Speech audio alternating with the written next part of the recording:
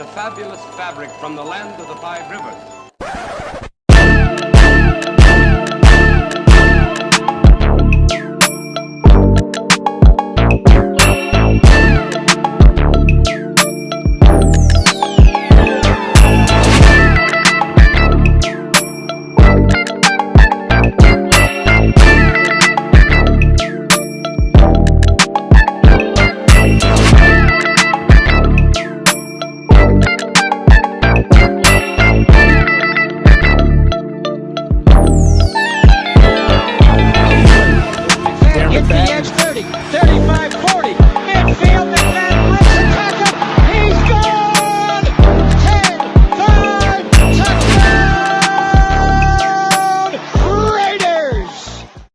Years ago, when we came to Los Angeles, I really believed that the greatness of the Raiders would be in its future.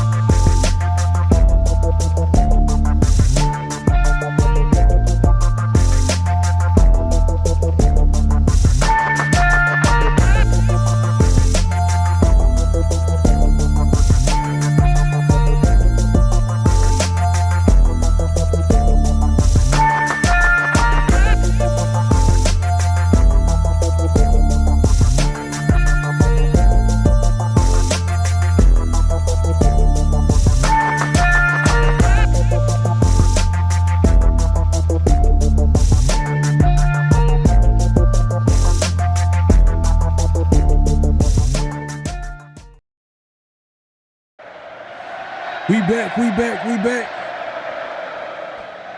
You already know what time it is, man. Oh, you didn't know? 50-50. Welcome to the 50-50 Show with PharoahNFL and the Severe Raider, the realest show for Raider Nation. The perpetuation of the greatness of the Raiders to take a professional football team and give it a distinct characteristic that's different from all others. Make sure to clock in, like, comment, subscribe, and hit that notification bell. Raiders! Man, y'all already know what time it is, man. Make sure to clock in. Clock in, man. Hit that like button, hit that subscribe button, hit that notification bell.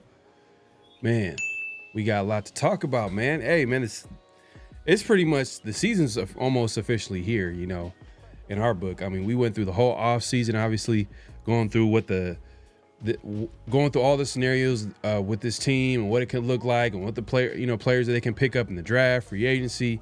Now we're well under the way with training camp, and they recently had like padded practices, so we can get a good gauge of like what that's going to look like. So we're gonna have a conversation about that.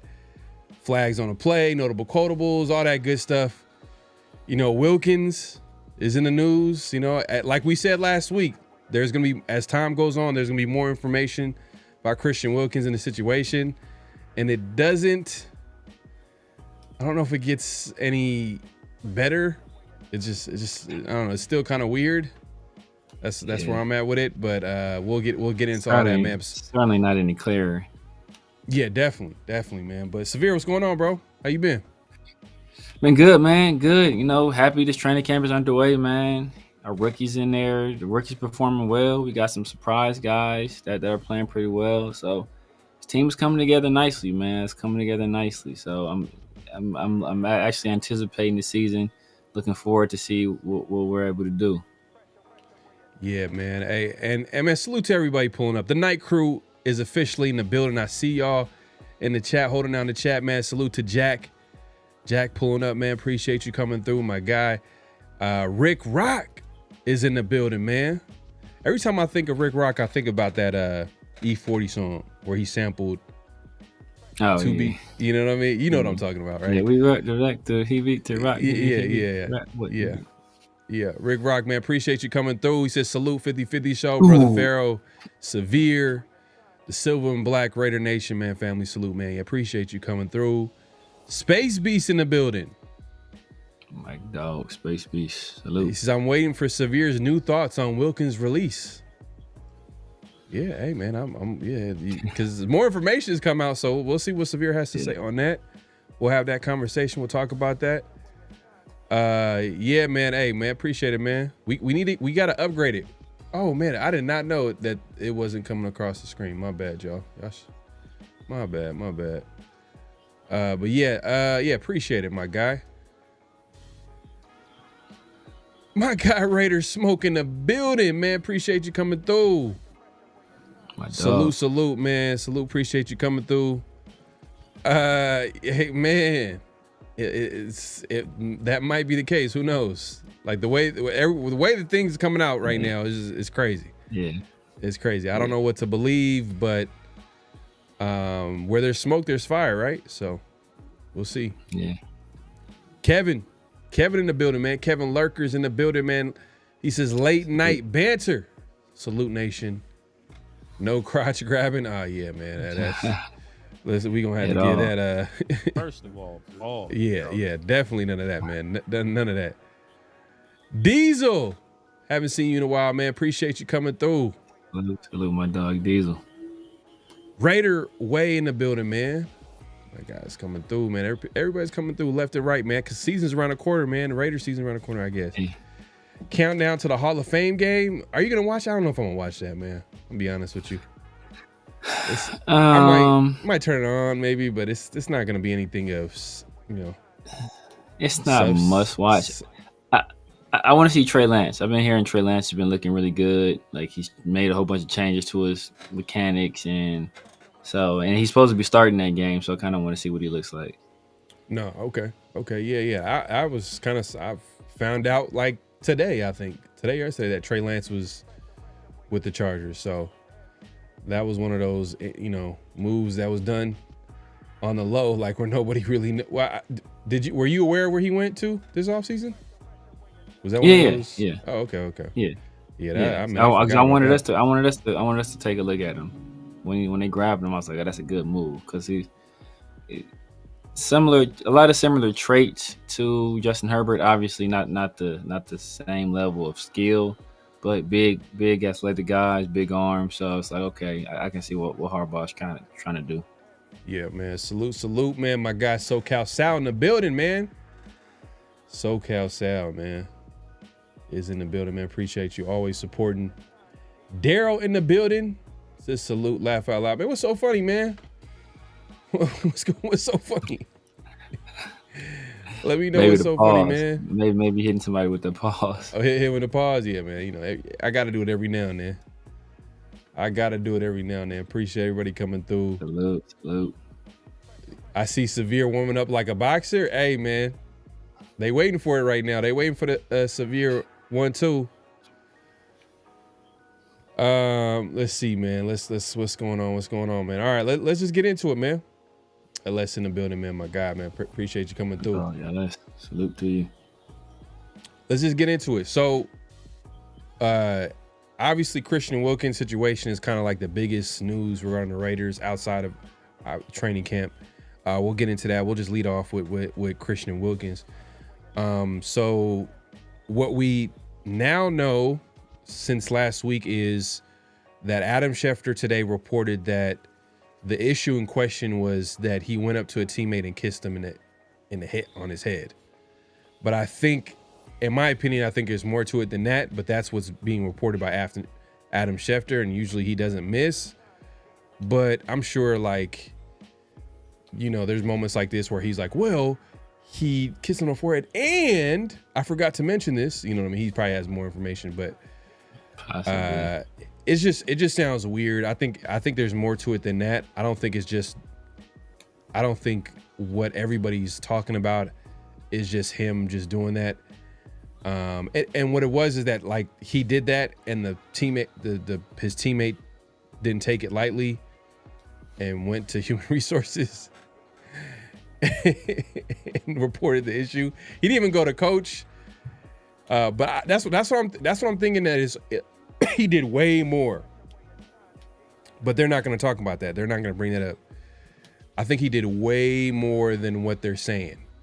Now, for me, what's interesting is that Albert Breer was able to chime in on the whole situation, but more so about the issue with the contract and the Raiders voiding the contract and what their issues are with Christian Wilkins, especially with the injury. And he was able to basically let everybody know that the injury that the Raiders want surgery on isn't the initial injury that Christian Wilkins had last year.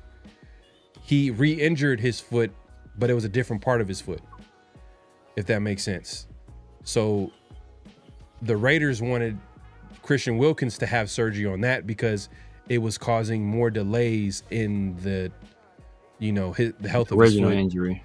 Yeah, the original injury. So so from the Raiders' perspective, like, they were just trying to take care of this all once and for all and just get the surgery on the new injury on his foot, and then that would probably help the other part of his foot heal as well. So yeah, I found I thought that was interesting. And I could see where the Raiders are coming from that perspective. But I can also see where Christian Wilkins is coming from. He's like, man, I just got off surgery. Let me just, rehab this. But I don't see, this is where we don't know, actually. We don't know what type of injury he had on his foot, what the options were. Was there a rehab option?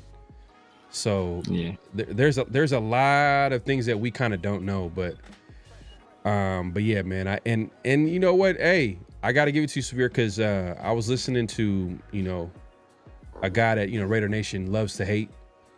The guy from was it Pro Football Talk Daily or Pro Football? Pro Football Talk.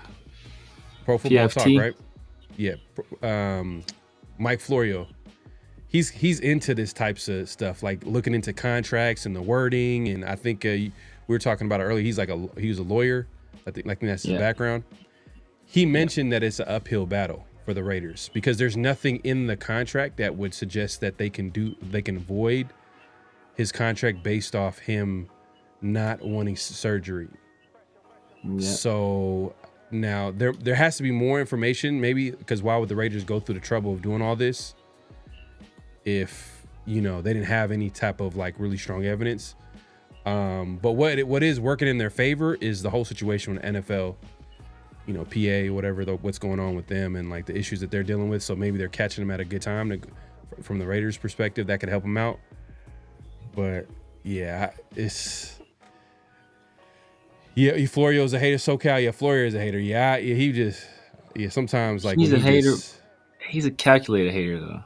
Because he's the one, and that's the thing that be. He's an asshole too. He's an asshole too. He's a straight asshole. But Florio keeps it real. Like he does throw shade at the Raiders, but he keeps it real. Like when we gave Derek Carr that contract, and he's like, it's an out after year one. He's like, it is. He's like, look, it's like people. Oh, there's nothing. He's like, look, it's nothing until it's something.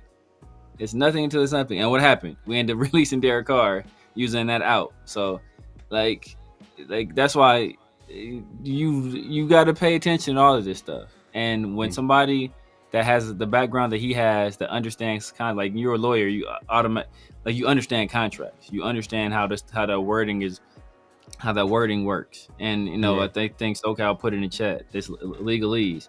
That's why I was saying there's a certain way things are said, which leads to a certain burden of proof that has to be met.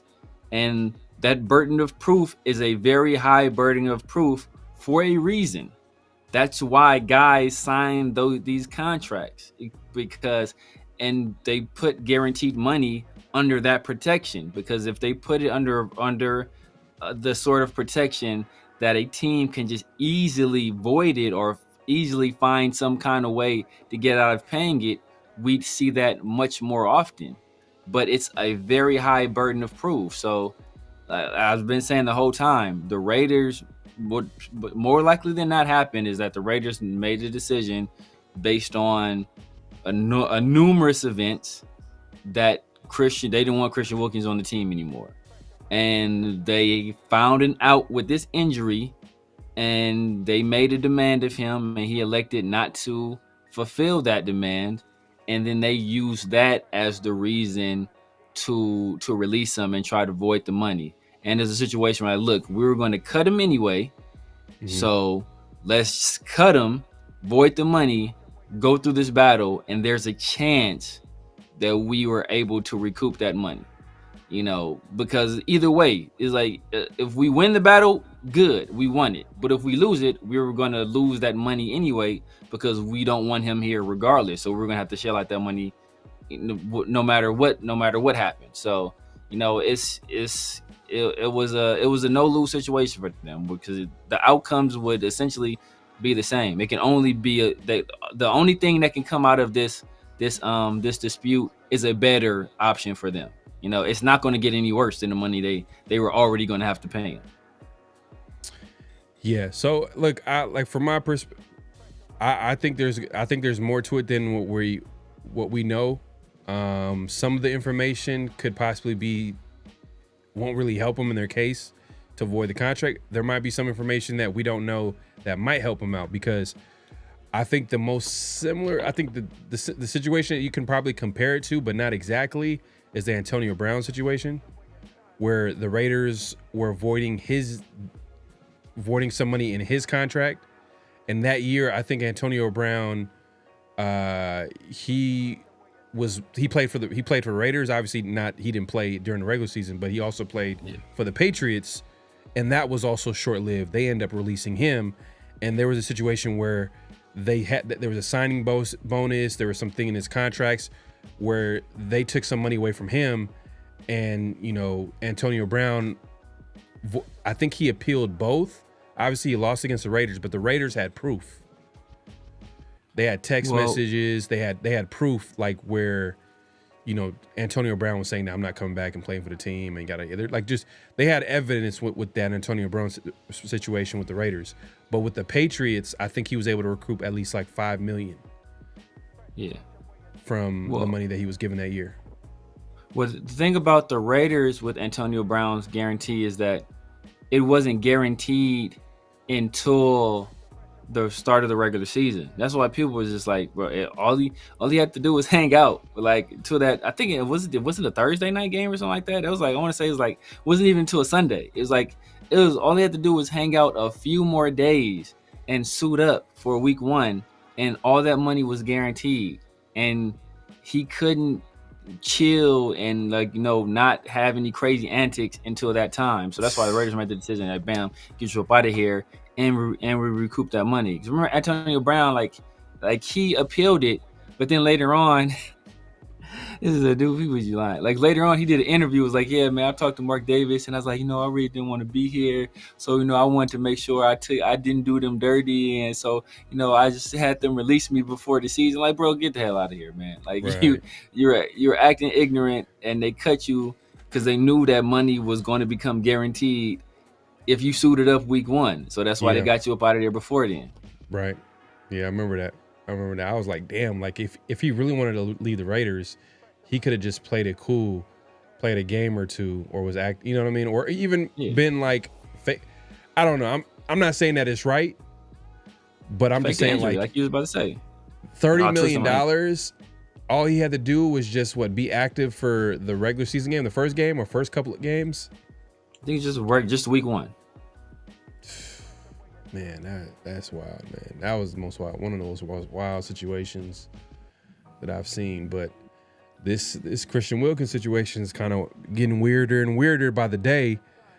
Yeah. You know, and it just feels like every year there's always something. Like, why do the Raiders have like weird stuff?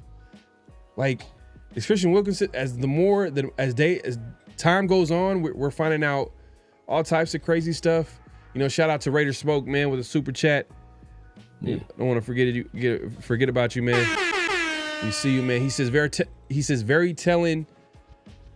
Butler indirectly said he needs help. Yeah, I mean directly. Yeah, he said directly. Yeah, he was like, "Hey, man," like he says, "Hey," they asked him, "Do you have anything to say about Christian Wilkins?" He's like, "Nah, not really, but I will say this: mental health is a real thing, and people need to get help." Like, come on, bro. Yeah. Like, we all know he wasn't talking about himself.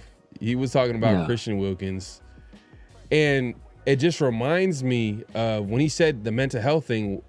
For me, the first thought that came to my head, I'm like, Chandler Jones, maybe to that extent. Chandler Jones went left, like all the way left. He went left. It was like a weekly event, or like a few times out the week, where he goes on his social media and like, "Hey, Chandler Jones is live," and he's over here just going on. This fool made a whole ass song about Josh McDaniels. He made a whole R&B song about Josh McDaniels. It was crazy. Yeah, Chandler Jones was doing some crazy stuff. But the thing, because, I mean, as you kind of said, right, it's been reported that the issue was that Christian Wilkins, I was about to say Chandler Jones, Christian Wilkins playfully kissed a teammate on the head, and the teammate took offense to it, and he went to HR about it. That's the story. That's a story that everybody. But it's more to it than that. It's more to it than that. But that's a story that everybody's running to. So and could there be more to it than that? There could be, but let's say so. First of all, I don't even know how to say this without getting us in trouble. Like the person who actually went to HR and said that and told, they are more of what everybody else is accusing Christian Wilkins of than Christian Wilkins is for talent. Like that's some sucker shit, bro. That's just some sucker. Like when you get in these situations, there are two ways to handle it. You check somebody, or you chin check them. So you either handle it with words, like, hey, you know what? I'm not going to get myself in trouble. I'm not going to put hands on nobody, but I'm going to check him right now. And if the issue come up again, then we have to escalate it further. Or, if you're feeling bold enough, then you handle it with your fist. But what you don't do is not even go tell the position coach, not tell the coordinator, not tell the head coach, not go to the GM, not go to somebody like... You went to human resources, bro. This is like super snitch brothers. Like that's the most snitchingest thing I've ever seen in my life. Like so, like that's already nasty work. So and let's say so, we're speculating that something worse happened. You think if something worse hadn't happened, that this person wouldn't have snitched on that too? Like they snitched for a playful kiss on the head. So all this stuff that people were speculating about, if they even seen some of this other stuff, it didn't even have to happen to them. If they saw it happen to somebody else, they already got that snitch energy in their heart. They snitching on everything. So they gonna snitch on that. So so that's already off top. And then if something like that occurred, first of all, the Raiders, the reason they wouldn't be attacking that guaranteed money wouldn't be his rehab, because if you sexually harass or sexually assault somebody on the team, that is conduct detrimental, right? That's off top a violation, and you can void the guarantees based off of that. So that would be the avenue they went down. Second of all, AB called Mayock a slur, and they fined him. You think they wouldn't fine Christian Wilkins for doing doing something that egregious. So that's why it's like we got all the best reporters in the game are saying this is what it is, and then we got other people coming in with all this other innuendo, and that's dangerous because especially when it's an opaque situation like that and there's no specificity behind what they're saying. So like perfect example, right? Because you can put things out there and you can make it sound like anything if you're vague enough, but add little details of truth, little kernels of truth, and you can turn anything into a negative situation. Like I peep this. Let's say there's somebody that works for me, right? And I fire them. And then nobody knows really why I fire them. But then it starts to leak like, oh man, this guy, apparently he is gross violation of company policy. He was warned on multiple occasions not to engage in this behavior. And despite those numerous warnings, he decided to persist in this behavior. Behavior he engaged in, it made people in the office extremely uncomfortable. And it just created an environment where people really didn't want to come to work solely because of his behavior. He was the source of it all. So if you hear that, like the first thing you think about is like, damn, like what was it? Like, is he out here like sexually harassing people? Like, what is this dude doing? And it could be something like, okay, you know what? He's putting compost trash in the recycling and he's stinking up the office. Nobody likes it, so people don't want to come to work. But the way you word it makes it sound like it's something way worse. That's why you have to be careful with how you put the stuff out there. And a lot of these people are being very irresponsible on how they're reporting this thing, because we're hearing all kind of stuff. We're in the wildest things, right? Because the imagination is a crazy place. Like Alfred Hitchcock said that better than anybody. You're talking about like when he directs movies, like there's nothing that I can put on screen that is going to be more more crazy than what the human mind can fathom.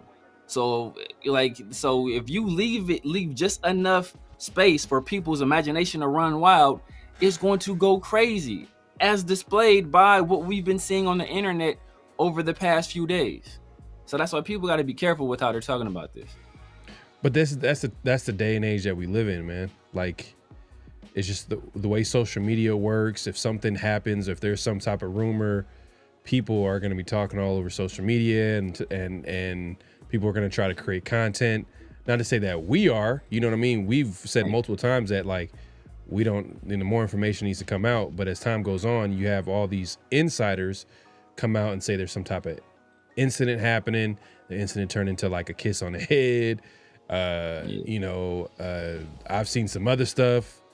You know what I mean? That was kind of strange. It's like, I'm like, what the hell? Like, not strange, just disgusting. Like, yeah, disgusting. Well, the worst. You can say all of it was disgusting. Like, yeah, all of it is disgusting. All of it is disgusting. Yeah. But that is the other stuff with the pile and the dude. I was like, bro, what are you like? What are you doing? But so when Smoke right here, man, shout out for the super chat. When he says that Butler indirectly, when he was asked about the Christian Wilkins situation, he didn't want to talk about it too much, but then he went on to talk about and say that, people need, I will say this, that some people do need help with mental health. And if they need to talk to someone, you need to go ahead and do so, and yada, yada, yada, which tells me there's more to the story than what people are talking about. Like right now, it's a lot of speculation. Because for him to say that, he's like, man, something ain't right. But what's not helping Christian Wilkins' case is, bro, I had no idea that he was doing all types of stuff on the football field like that. I did not. That move, that move that he did, I don't even want to play the video, but that move that he did when he was with Clemson. My God. Because there's no justification for that, bro. There's no justification at all, bro, at all. There's no justification. He is, bro. Like, I'm not gonna play, y'all. Look, he was in a Clemson uniform, but he's clearly playing for both teams. It's like, I think that's quite obvious. He was playing for both teams. So, and like the fact that the fact that there wasn't more research done about this, because like we had the player, our former Raider John Feliciano was saying like, bro, like everybody knows, like, man, he's a little crazier basically. Like, hey, this is well known knowledge apparently in league circles that like he's a little, hey, So the fact that we thought, I don't know what it was. Man. I don't even want to make too many jokes about it, but it's well known knowledge. So, Man, shout out to Bosco real quick, man. He says, I feel that they always wanted him out, but I think Raiders trying to recover the most. That makes sense.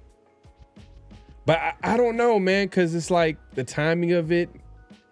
But to speak to your point, maybe that was their plan, but it's just like, because it is a tough situation for a guy like Spytek who wants to build his team a certain way, Pete Carroll the same way, but they got to inherit a contract like that with a guy like Christian Wilkins. Probably their philosophy is probably not pay that much for a guy that they maybe in their opinion doesn't deserve that much money. You know what I mean? Like in their eyes. Because a lot of people, when we signed Christian Wilkins, even though a lot of Raider Nation was excited, people made a case that he was overpaid. Yeah. Because did he get like top 5 money? I think at the time, 27.5 million. I think it was like the third highest paid ET in the league at that time. And we just seen a recent list about like the top players at the position, and Christian Wilkins, due to the injury, he wasn't even in the top 10 of how coaches and players view, or coaches and executives look at Christian Wilkins. They felt like he was outside of the top 10, but he was hurt last year, so give him benefit of the doubt. But I'm not sure if he would be top 5 even if he was healthy. If you look at some of the guys that at that position, like are they, you can make a case, like it's an argument, like he's not top 5, so at his position. Yeah. Oh yeah, definitely argument. Yeah, I mean, so I think the year before people would, like as you alluded to, people would have had a different tune, but after last year's, obviously. Bosco says, and that player Wilkins felt harassed was tight end Michael Mayer, because it was weird why left, but I could be wrong. Oh, last year? But why didn't they come out? I mean, conceivably, but that happened like before Christian Wilkins was even injured. That, you know how funny that is? Like, imagine Christian Wilkins just walking into the locker room, looking at Michael Mayer, kissing him on the forehead. Michael Mayer he left the building and didn't come back. No, but hey, going back to the mental health thing, what's going on, man, with the Raiders? Like last year, it was Michael Mayer. You got Adam Butler saying that, Wilkins needs help. And then we all know the Challen Jones situation, how that unfolded. Yeah. Like I don't know, man. It's something going on, man, in Vegas. But the thing is, though, each of those situations, like we had heard stuff about Challen Jones before he came to the Raiders. Michael Mayer, apparently, when this happened, he said an incident like this had happened before, or his family said an incident like this had happened before.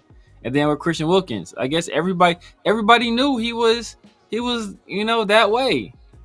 But us, apparently, everybody else knew. Oh man, hey, Severe, it's your birthday? On the West Coast, it's like 45 minutes or so. Oh damn! It's Severe's birthday, bro. on the East Coast, it already is. My guy, man. Hey, man. Myra broke it in the chat, man. I didn't even know, bro. You be keeping it. You was trying to keep it on the low. Yeah, man, I wasn't. Hey, man. It's funny. We talk about this because it's like I was reading something on X, and it was like the top 40 things men do that are, inappropriate. Let's just say, right, of the alternative lifestyle, and like one of them was like, oh, you like taking off work for your birthday. Somebody said that. It's hilarious. So like, bro, I'm not about to. I think like 50 show will go on. Yeah, you know what I think too as well. I feel like that's a whole different conversation. We can go in on that one right there. But that's hilarious, man. That's funny. It's true though. It's true because I don't care. But you know what though? Like it's good to like go plan something you want to celebrate something. But I don't really like. It's not like a whole. Maybe as the older you get, you probably like don't care as much, but that's teach his own. Everybody has their own way of like doing things. But my guy Severe, man. Okay, man. All right, man. Appreciate everybody in the chat too. Yeah, like my milestone birthdays only like 30, 40, 50, 60, 70, stuff like that. But other than that, I ain't celebrating no birthday, bro. Once you get past 21, bro, I ain't really nothing worth celebrating. But shout out to LS. He said ain't the first time a set of lips has cost a man. He said 35 mil. Golly. I know. It's true, man. That's the world we live in. That is the world we live in, man. Also had comments hitting Wilkins. No, yeah, that's what we were talking about earlier. Shout out to Smoke. He brought it up, but and we were gonna get into that as well. But that being said, like, I don't want to waste too much time on the Wilkins situation at this point. Like, he's not on the team. Like, as time goes on, it's going to be situations where we're going to hear more stuff about it, And to be honest with you, some of the stuff that we're hearing, it might have maybe contributed in their decision-making to release him. I'm more interested in seeing, like, how is this going to, are they going to get away with voiding his contract so they can not pay him that money? Not that I care about that. But more from a football sports perspective, like, will this have any implications on the cap? Because if they got to pay him that money, that means that this year they got to pay him, and then the next couple years, I think they might have to pay him, unless they do that June 1st cut and maybe split it into 2 years. But that would make it even worse. But I don't know. It's $55 million, man, dead cap next year. Yeah, that's ugly. That's ugly. So did Florio have any? I know you said you talked, but did he have any insights? I know somebody was saying that's going to take some years, but did Florio have any insight into how long it's going to take when he spoke on the situation or no? Man, I would have to get back to you on that. But I know that Ian Rappaport said it was going to take a couple of years. Damn. So we can't. Because I was looking at something. I forgot who was talking about it. They're like basically the Raiders. Yeah, go ahead. Yeah. Now I was saying basically they were saying like Raiders can only use like 40% of the whatever space was created by his release or by voiding the guarantees. So no. So no matter what, even if like let's say the Raiders win the appeal or whatever the case may be, the grievance. No matter what, they're gonna have to pay for this year and next year. It's just how much. If they don't pay next year, for example, instead of 55 million dead cap hit, it's going to be like 27. Yeah. So it's going to be much more manageable. But on top of that too, when they I prorated his, like, I think they restructured his deal, so kind of spread it out to long. That kind of hurted them too a little bit. Like, that hurt him too. Yeah. That's what I'm saying. Like that's why I say it didn't make sense. It's like all this stuff that's coming out, it doesn't make sense. If he was wild like this, you don't want to have those void years where he's going to be like an anchor on the salary cap for like years to come. Yeah. Appreciate everybody. Yeah, man. Hey, shout out to everybody pulling up. It's 43 more minutes out here until it's my birthday. My guy Severe is he's celebrating his birthday on the 50-50 show, man. Hey, man, salute to my guy, man. We gotta clap it up for him, man. We gotta clap it up for him. We gonna give him a chant too. We gonna give him a chant. My God, man. Okay, let's hold up. Let's see. Hit those likes. Yeah, hey, Jack Kenner, man. He just reminded y'all, make sure to clock in. My guy Severe is dedicated, man. He's here on his birthday. The guy did you have plans that you had to cancel because it's 50-50 show? I think you had some plans, bro. My birthday's tomorrow. Well, like I said, on the East Coast is my birthday right now. Technically, my birthday is on the 30th. So But I said I don't celebrate my birthday, man. Like I'm gonna go to work. I'm gonna be at work in the morning, man. I'm gonna work in the morning. Take my son to practice. Man. I ain't gonna tell nobody it's my birthday there either. I'm just playing with you. But yeah, man. Gonna tell everybody though. Yeah, he's that man. kind of kid. Like it's my dad's birthday today. That's dope, man. That's dope. Cause Mayer out the blue leaving the team. Yeah, that was strange. That's what I'm saying. Like the last few years, we're just, man, it just feels like every year there's always something. But especially with the mental health, because Adam Bettler kind of alluded to mental health with Christian Wilkins. Bosco, you talking about Mayer?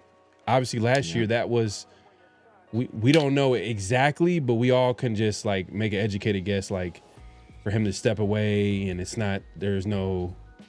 had nothing to do with family or any type of serious thing that happened with his family or whatever. It was just more of a mental health issue that was going on. And then obviously Chandler Jones. The only thing I could think of, you know what? That could be a reason. That could be a reason, especially if people. But like I'm trying to say, did AP lose the locker room that early? Because let's say something like that happened to Mayer, right? Where Wilkins like did something that like violated him, like, you know, but maybe because I know when the explanation was like this is something he's dealt with in the past, so maybe like, you know, as a youngster, some stuff happened where inappropriate stuff happened, so maybe that was like triggering, and he was like, "Yo, but I gotta get him out of here. I can't be here. I gotta leave." Yeah. But then, like, how could he come back still with Christian Wilkins still there? And how did it not go like higher up to like the NFL or so? That's all. Like, it's a whole bunch of stuff. Man, it's so much speculation. Yeah, I don't think Bosco. I think you're reaching on that one. I don't think any of them has. It's just I don't think both are. I don't think they're connected to each other. To be honest with you. But we don't know because like I said earlier, like I don't think whatever the player reported, if he reported something, I think there's more to it than that. And it's kind of interesting that Adam Butler was able to talk today because he's in that room. He knows exactly what's going on in that D-line room, the defensive tackle, like his position group. Like he knows what's going on. Like some players could probably act like they don't know what's going on because they'd be like, "Ah, man, I'm just a punter. I'm a kicker. I really don't know what's going on. I hear some stuff, but not, because usually I think, certain players, when they're with their position group, I think they're a lot closer with some of the players that they're around all the time. Yeah. But yeah, man, I'm done with the Wilkins talk, to be honest with you. Like, I really don't care. I just want to know if the Raiders are going to have to pay and it's going to affect the cap. And if it's going to affect the cap, that means they're not going to get players to, that's going to affect them getting players or signing players. But, to be honest with you, the way it's looking with Spytek, he's not going to build through free agency. So it really doesn't matter. What it's going to hurt is that money could have went towards maybe extending some guys.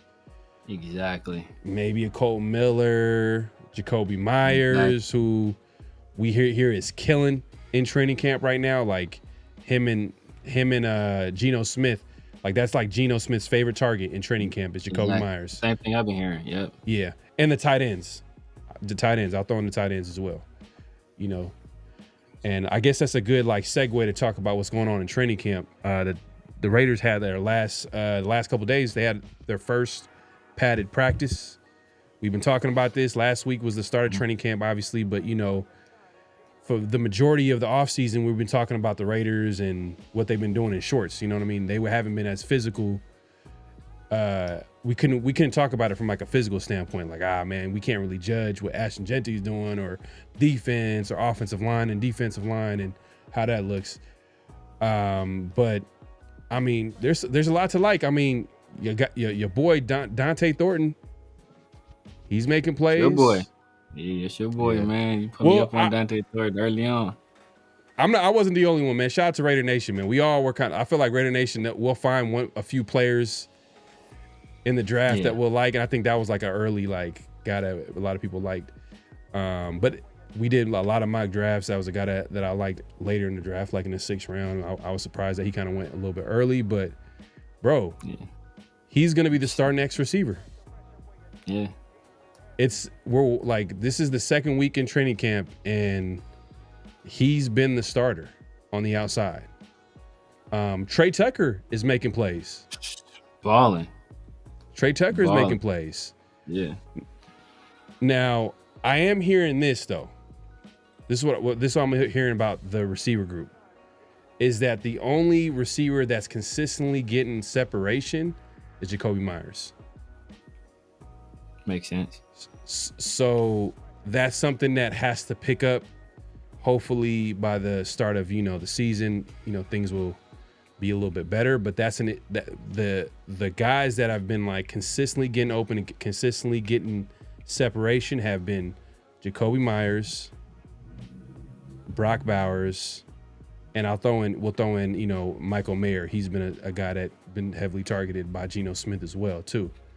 Yeah. And then you sprinkle in, Dante Thornton will have a big play here and there, especially with the padded practice. I believe he was struggling, like he wasn't doing too much until he had like a big 70-yard bomb. Yeah. You know what I mean? That everybody, it was all over social media. Raiders social media was quick to put that out there. Like, look at the big play. You know what I mean? Look at this big play. Look at Raider Nation. No, facts. Yeah. Man, like Trey Tucker, like I heard, I forgot who was saying it, but somebody said in one-on-ones, Trey Tucker was like the most impressive player. So, and I know you've been kind of talking about it for a while because I wrote Trey Tucker off. I was like, look, I'm cool off him. Especially Trey Tucker as a slot receiver. And I didn't think he had the height to play outside receiver, but Chip Kelly, he don't really discriminate. And if you can block, which Trey Tucker was admittedly last year, even though he's small stature, he was one of our better blockers at the wide receiver position. If you can block, he'll play you and he'll find a way to get you open. So, and with Geno Smith, I know you brought this point up, several times, like who was really going to take advantage of what Trey Tucker does best in terms of being a deep threat? Like, Gardner Minshew wasn't going to do it. Aiden O'Connell wasn't going to do it. So now that we finally have a guy that can take advantage of what Trey Tucker kind of does best, which is stretch the field, well, he's going to be more productive because he has somebody that can utilize that skill set. So, it still ain't my favorite receiver, but he's a weapon on the team, and speed is something we've been talking about we need. So we got Dante Thornton on one side, we got him on the other side.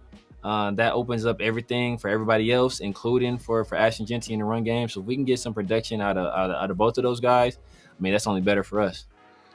But I think though, like I know the beat writer, the point that he was trying to make that like, some of these guys are not really getting a lot of separation.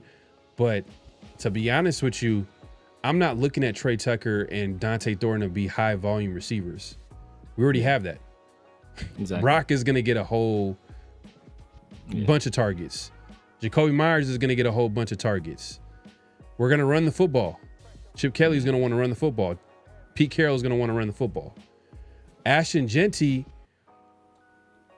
man, I think he's going to be a threat in the pass game, bro. I was seeing some of definitely. The way he was like, setting up like the linebackers and the safeties that were guarding him. I'm like, ooh. That was a nice little route. Like it looked natural. It wasn't like stiff or anything like that. It was like he got a nice little a little bit of a wiggle to his like skill set when it comes to running his routes.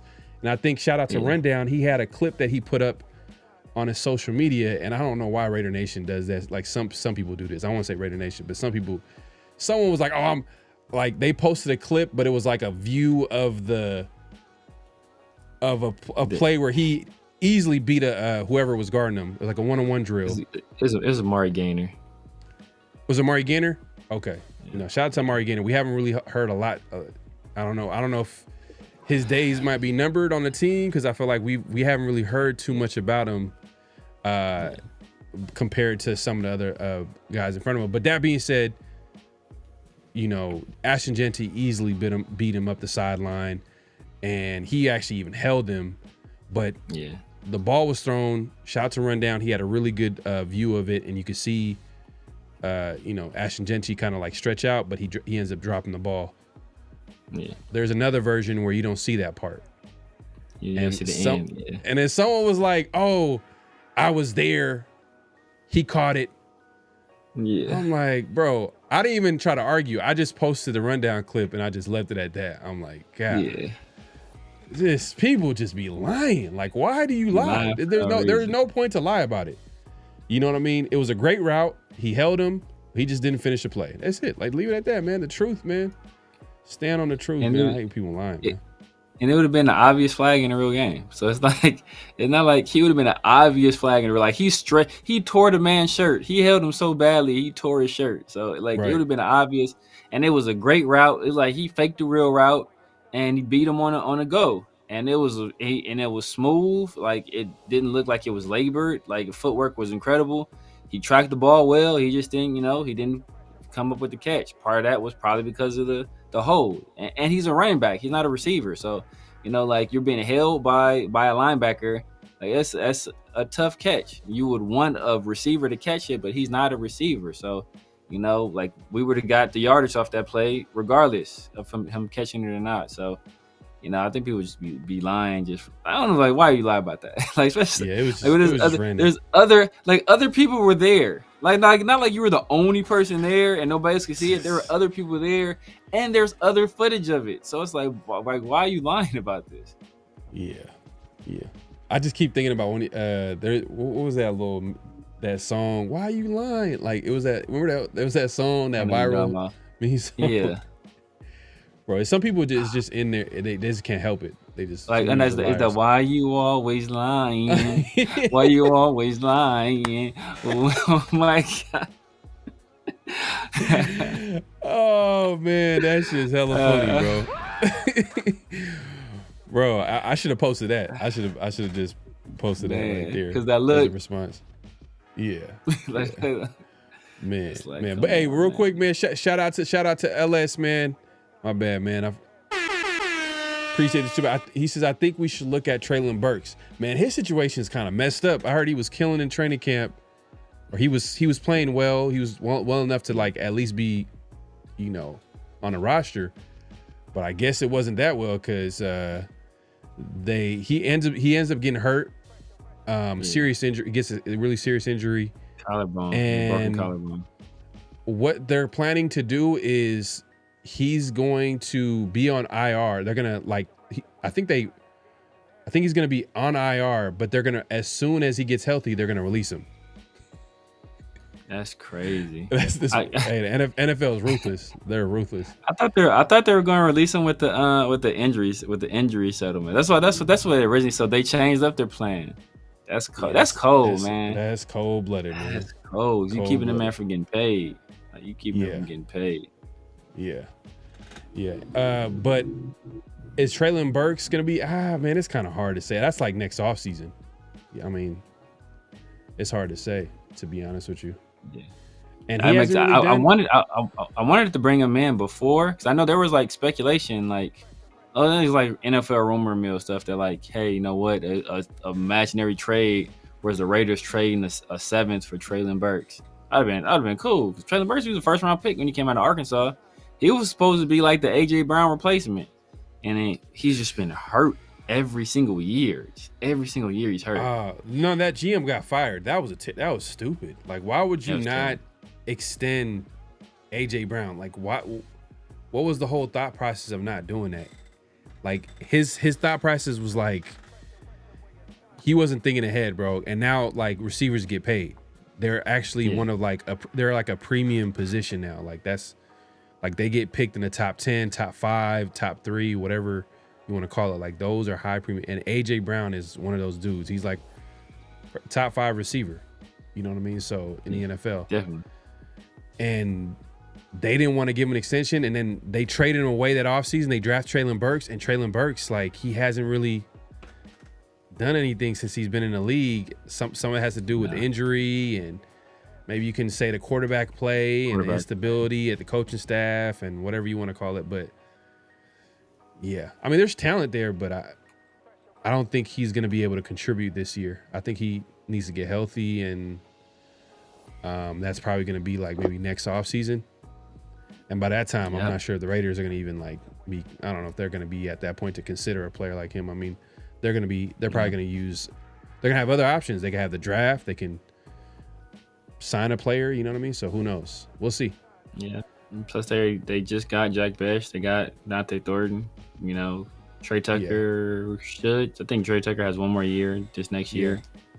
Yeah. Real quick, you just mentioned Jack Bech. That's a guy we forgot to mention. He actually's been standing out a little bit, especially with the padded practices. He's running with the tools. Yeah. You hear a lot of like him connecting with Aiden O'Connell, but like he was able to like make some contested catches. Like right when the physicality part was introduced, Jack Bech became a factor.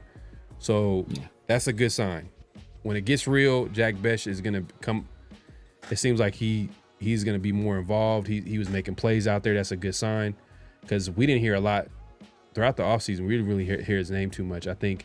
And I remember Brock Bowers, not Jack Bech, but Brock Bowers made a comment about how like his head was spinning trying to learn this offense, this Chip Kelly offense. So I can only imagine for a rookie, the rookies like, you know, Jack Bech and Dante Thornton, like how they have to adjust to it because they're like, you know, they're rookies. They're coming into the NFL and they got to learn like Chip Kelly's offense. You know, they're not veterans, so they can't hit. So that there might be a little bit of learning curve too. But once they start playing, once players start playing fast, like a guy like Jack Bech, then we'll be seeing it. And when the pads go on a little bit more, we'll be able to see him kind of step up. And I think he's been stepping up a little bit. We've been focusing too much on the offense. Oh, do we want to save this? No, we can talk about it. We'll stay on the offense and we're gonna go to the defense. Hey, I mentioned this on social media on X, and I was getting pushback. Oh, what are you talking about? JPJ is going to be the starting center. You know, like there is no competition. He's just there to like prepare himself, like so they can have a backup center. And this is in regards to JPJ and Meredith. And I made a post saying that it'd be crazy with all this offseason hype for JPJ at center, and he's the starting left or right guard. Because I'm thinking a loser of JPJ. There's no way he's not going to start. There's no way that he's not going to start. So if he's not going to start, then that's a whole different conversation. But I think that the reason why I'm saying that is because every other day they've been switching off. Meredith starts one day, JPJ starts one day, and I think they switched off the padded practice. We had the last 2 days were padded practices. Each day Meredith started one of them and JPJ started the other. I mean, I'm not saying that JPJ he's not a favorite, but it's interesting, bro. Like it's actually kind of interesting. And you know, Adam Butler was asked about the offensive line, and when he was asked about the offensive line, he went straight to JPJ and Meredith in that position battle, and he talked about JPJ being an all-pro guard whenever he decides to. So if we take that for whatever that's worth, that means is that maybe a sign to come? Like maybe like Meredith might have a good case to start at center, and then JPJ is going to start at guard. I mean, what do you think of that scenario? Do you think that's a better scenario? Meredith at center than at guard, and JPJ at guard instead of center? Yeah, well, back to piggyback off your Jack Bech thing, I think we were right. We were been saying once the pads come on, Jack Bech, he's a physical guy, and him being able to use his physicality, that will kind of improve his performance because he's been kind of underwhelming thus far through camp. But with the whole JPJ versus Meredith situation, I would be more inclined to believe that if JPJ had been getting like any reps at all at guard. Now maybe they just feel that they can throw him out there and he's good enough to play it without getting any reps at it. But as far as I know, he hasn't been getting any reps at guard at all. So it's like if you want to do that, like you would think that you would at least like, hey, you know what? let's get him some reps either at left guard or right guard with the second team or with the first team, right? You do to throw a line out there with Colton Miller, JPJ, Meredith, Kappa, and Glaze, and hey, let's see what this combination looks like, or throw them in there with the second team. They haven't done any of that. It's either Meredith first team center, JPJ first team center, and whichever one of them isn't first team, they're second team. If Pete Carroll is having open competition at that position, I mean, I think JPJ wins that competition. I mean, I don't think that's much of a question. What I hope is the situation is that they're just getting everybody used to taking snaps from everybody else. That way, if a situation happens where Geno goes down, Aiden O'Connell needs to come in. He's familiar taking snaps, from both guys. If it's a situation where JPJ goes down and Meredith has to start at center, Geno Smith already has the rapport built up through training camp where the center exchange isn't awkward. I think that's part of it, but I also think it's a legit competition. Jordan Meredith, he played very well at guard last year, and he's not the biggest guy for the guard position. So I think his body wise, he fits a little bit better at center because you don't have to be quite as big when you're playing center. So it could be a situation where they're looking to get their best 5 out there. But if that's the case, as I said before, like, you better start getting JPJ some reps at guard. I think right now they're in the process of figuring that out. That's what it seems like, because it's one thing to be like, oh, we're just doing this insurance policy so Meredith will be prepared, but you're not going to do it to this extent where you're taking the entire day, like 4 days, full days, and it's like every other day at this point. Well, over the weekend, I think it was like 2 days out that weekend. Although not in pads, in shorts, it was Meredith at center back to back. Before that it was JPJ at center. Come padded practice, they're switching off. So it's something to keep an eye on. I think JPJ, Pete Carroll confirmed there's a competition going on. That's what he's gonna do. That's coach is gonna.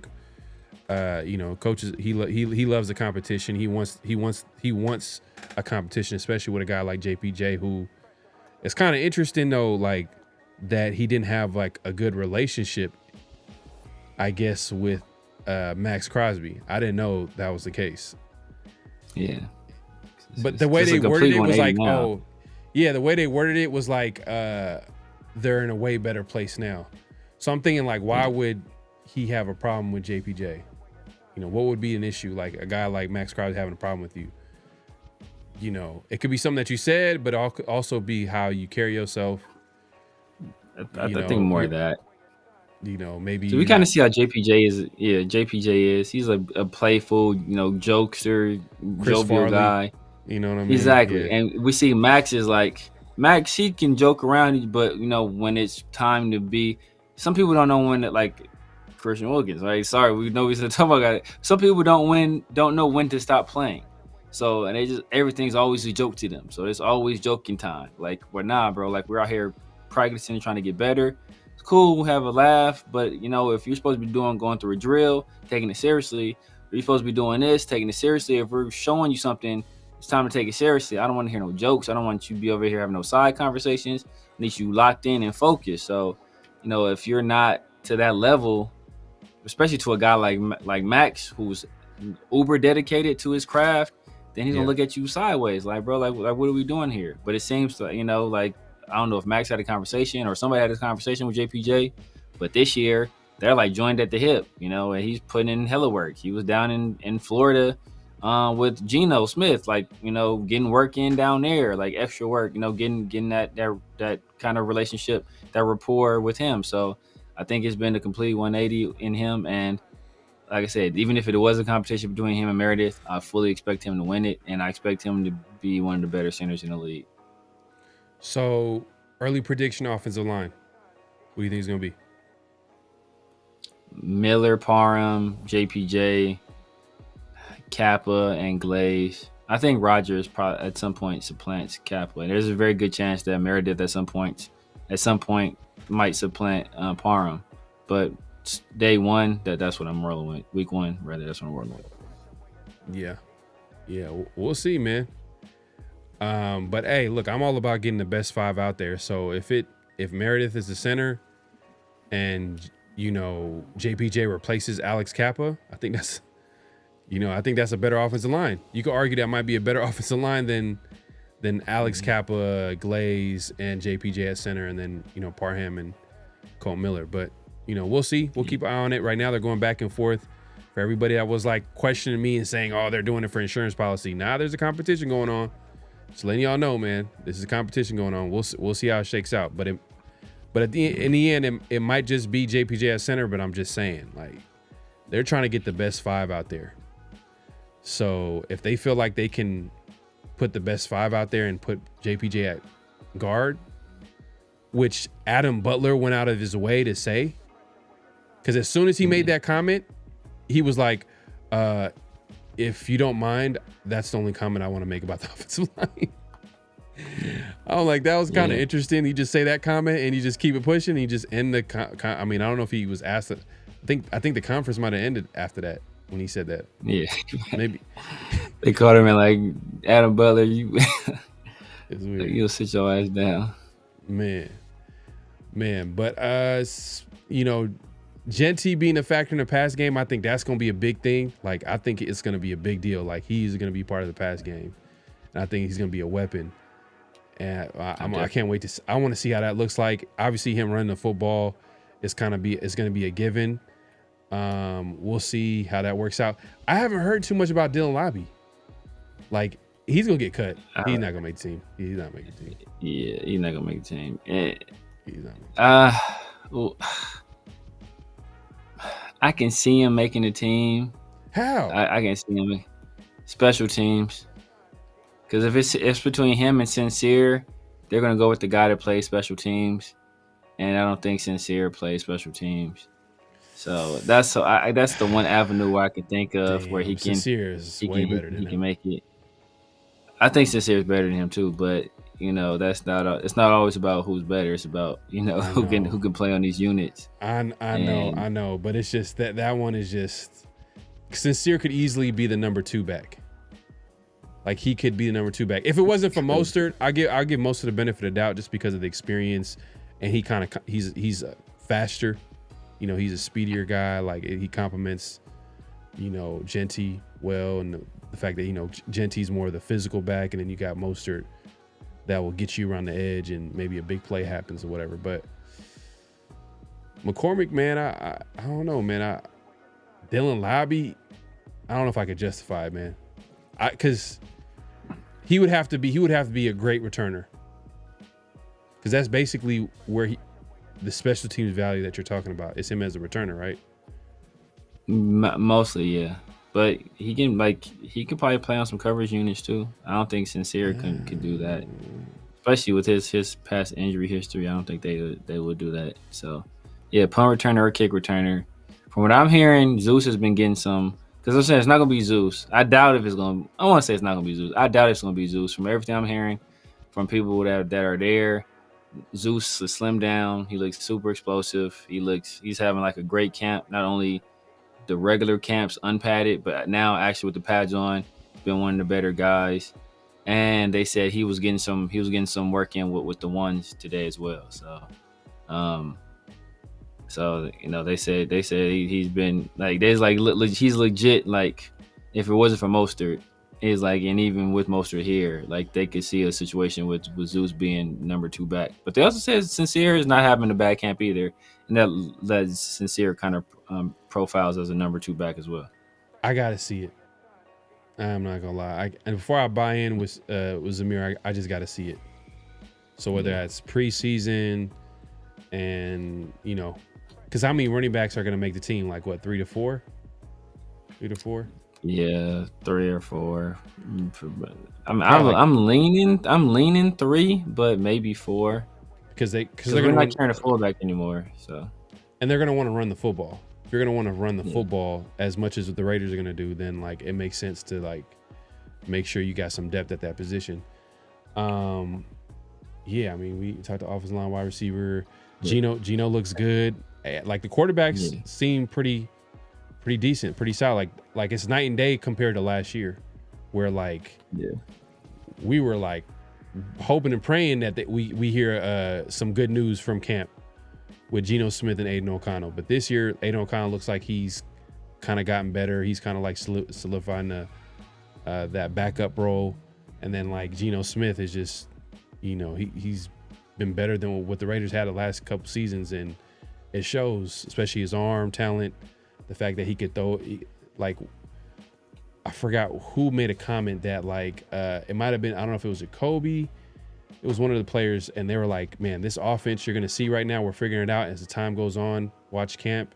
This is an explosive offense. He just kept saying that. It's going to be an explosive offense.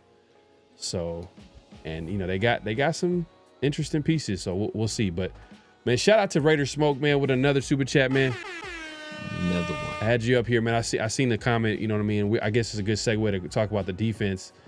He talks about Devin White is killing it. Love what he said in the presser. Sounds like he's healthy and mentally in a better place than he's been in the past. Yeah, facts. I mean, Pete Carroll, like he was talking, Pete Carroll saying that, Devin White is back. Yeah. I think that right there should tell you everything you need to know is like they are excited about Devin White. I mean, he's on a really cheap deal. So like crazy cheap. And he's only 27. That's the crazy thing. He's only 27 and he's making plays like the last, couple days with the padded practice, especially making interceptions. I'm not sure if he's forcing fumbles, but these deflections, he's rushing the passer. I think he got a pick. He got a sack at least. He's all over the place. Yeah. Let him tell it. Ashton Genty ain't won a single rep against him. But I think I seen a drill. Was it Rundown? I think Rundown might have posted where Ashton Genty had him falling on the ground. I don't know if it was Devin White that was guarding him. I don't know if it's Devin White. I don't know. I got I retweeted it too. I think he said it was let me see, man. Rundown, man. Shout out to Rundown, man. He was out there at training camp. Mm-hmm. Yeah. Let me I retweeted that. And like he had him like literally falling down on the ground. He made it like a little quick inside move. Mm-hmm. Yeah. Genty shakes Devin White on the route. I'll send it to you. You can check it out. Okay, sure. Yeah, because I think he said after I think it's in his presser today. I want to say he said that Ashton ain't want to rep against him. So yeah, you know how people be talking. He's just talking. He's talking. But that being said, we're hearing a lot of good things from Devin White. Linebacker group, I feel a lot better than I did in the offseason, even after the draft. Like I was like, what are we gonna do at linebacker? Now it's some interesting pieces. Devin White is kind of like. Seems like he's playing well. Like he could probably be a valuable piece on that defense. Possibly. We'll see as time goes on and training camp goes. Landon Roberts is a guy that we like. The Raiders signed in free agency. He's kind of solidified his spot on the linebackers room. There's been a lot of conflicting reports about this, but like I think the two main guys, Landon Roberts, Devin White, are I would say the guys that were the main starters. They're out there. When they have three linebackers out there, I heard Tommy Eichenberg is in there.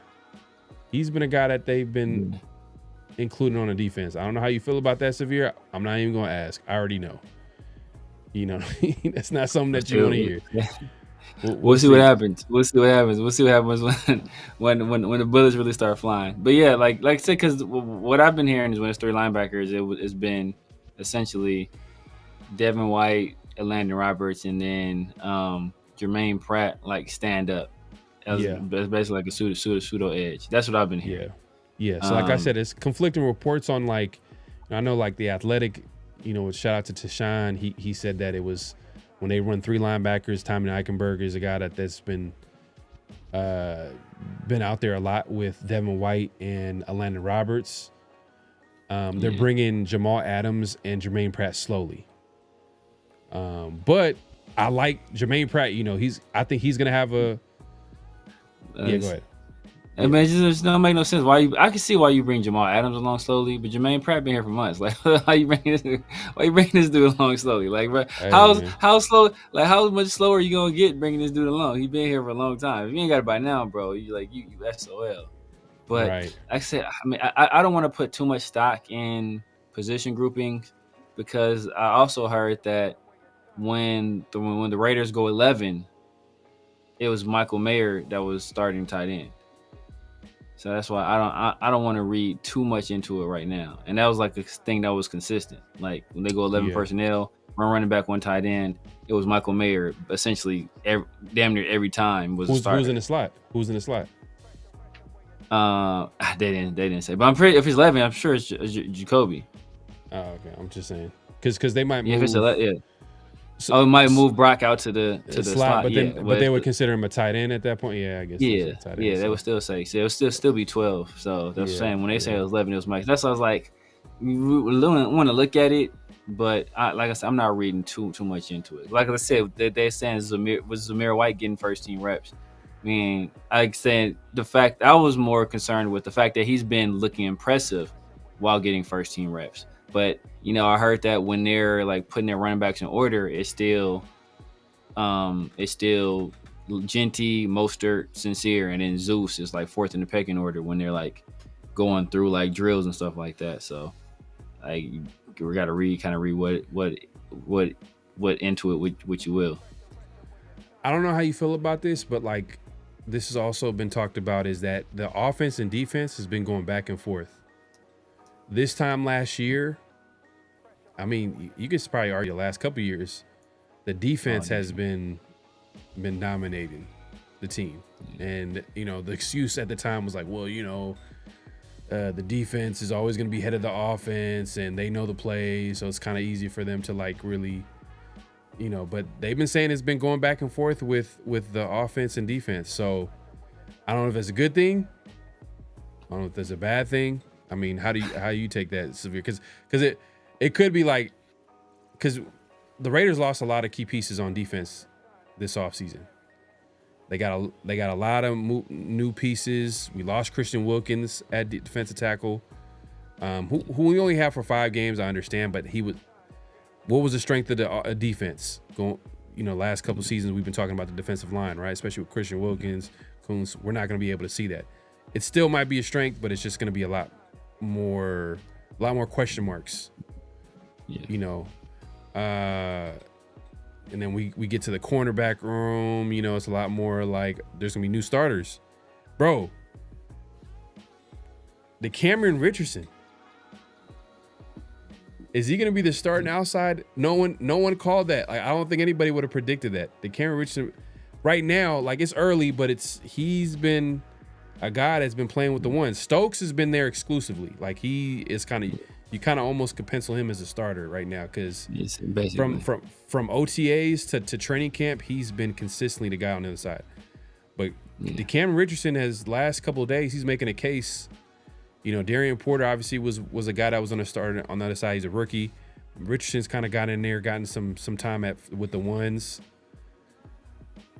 Is there a possibility like he'll be the starting outside corner? Yeah, there's a possibility. I mean, I think he's had 2 really good days back to back, with pads on. So there's always a chance. He has the requisite, traits that Pete Carroll looks for in his corners. He likes those long-armed, long-limbed corners that have speed and some physicality.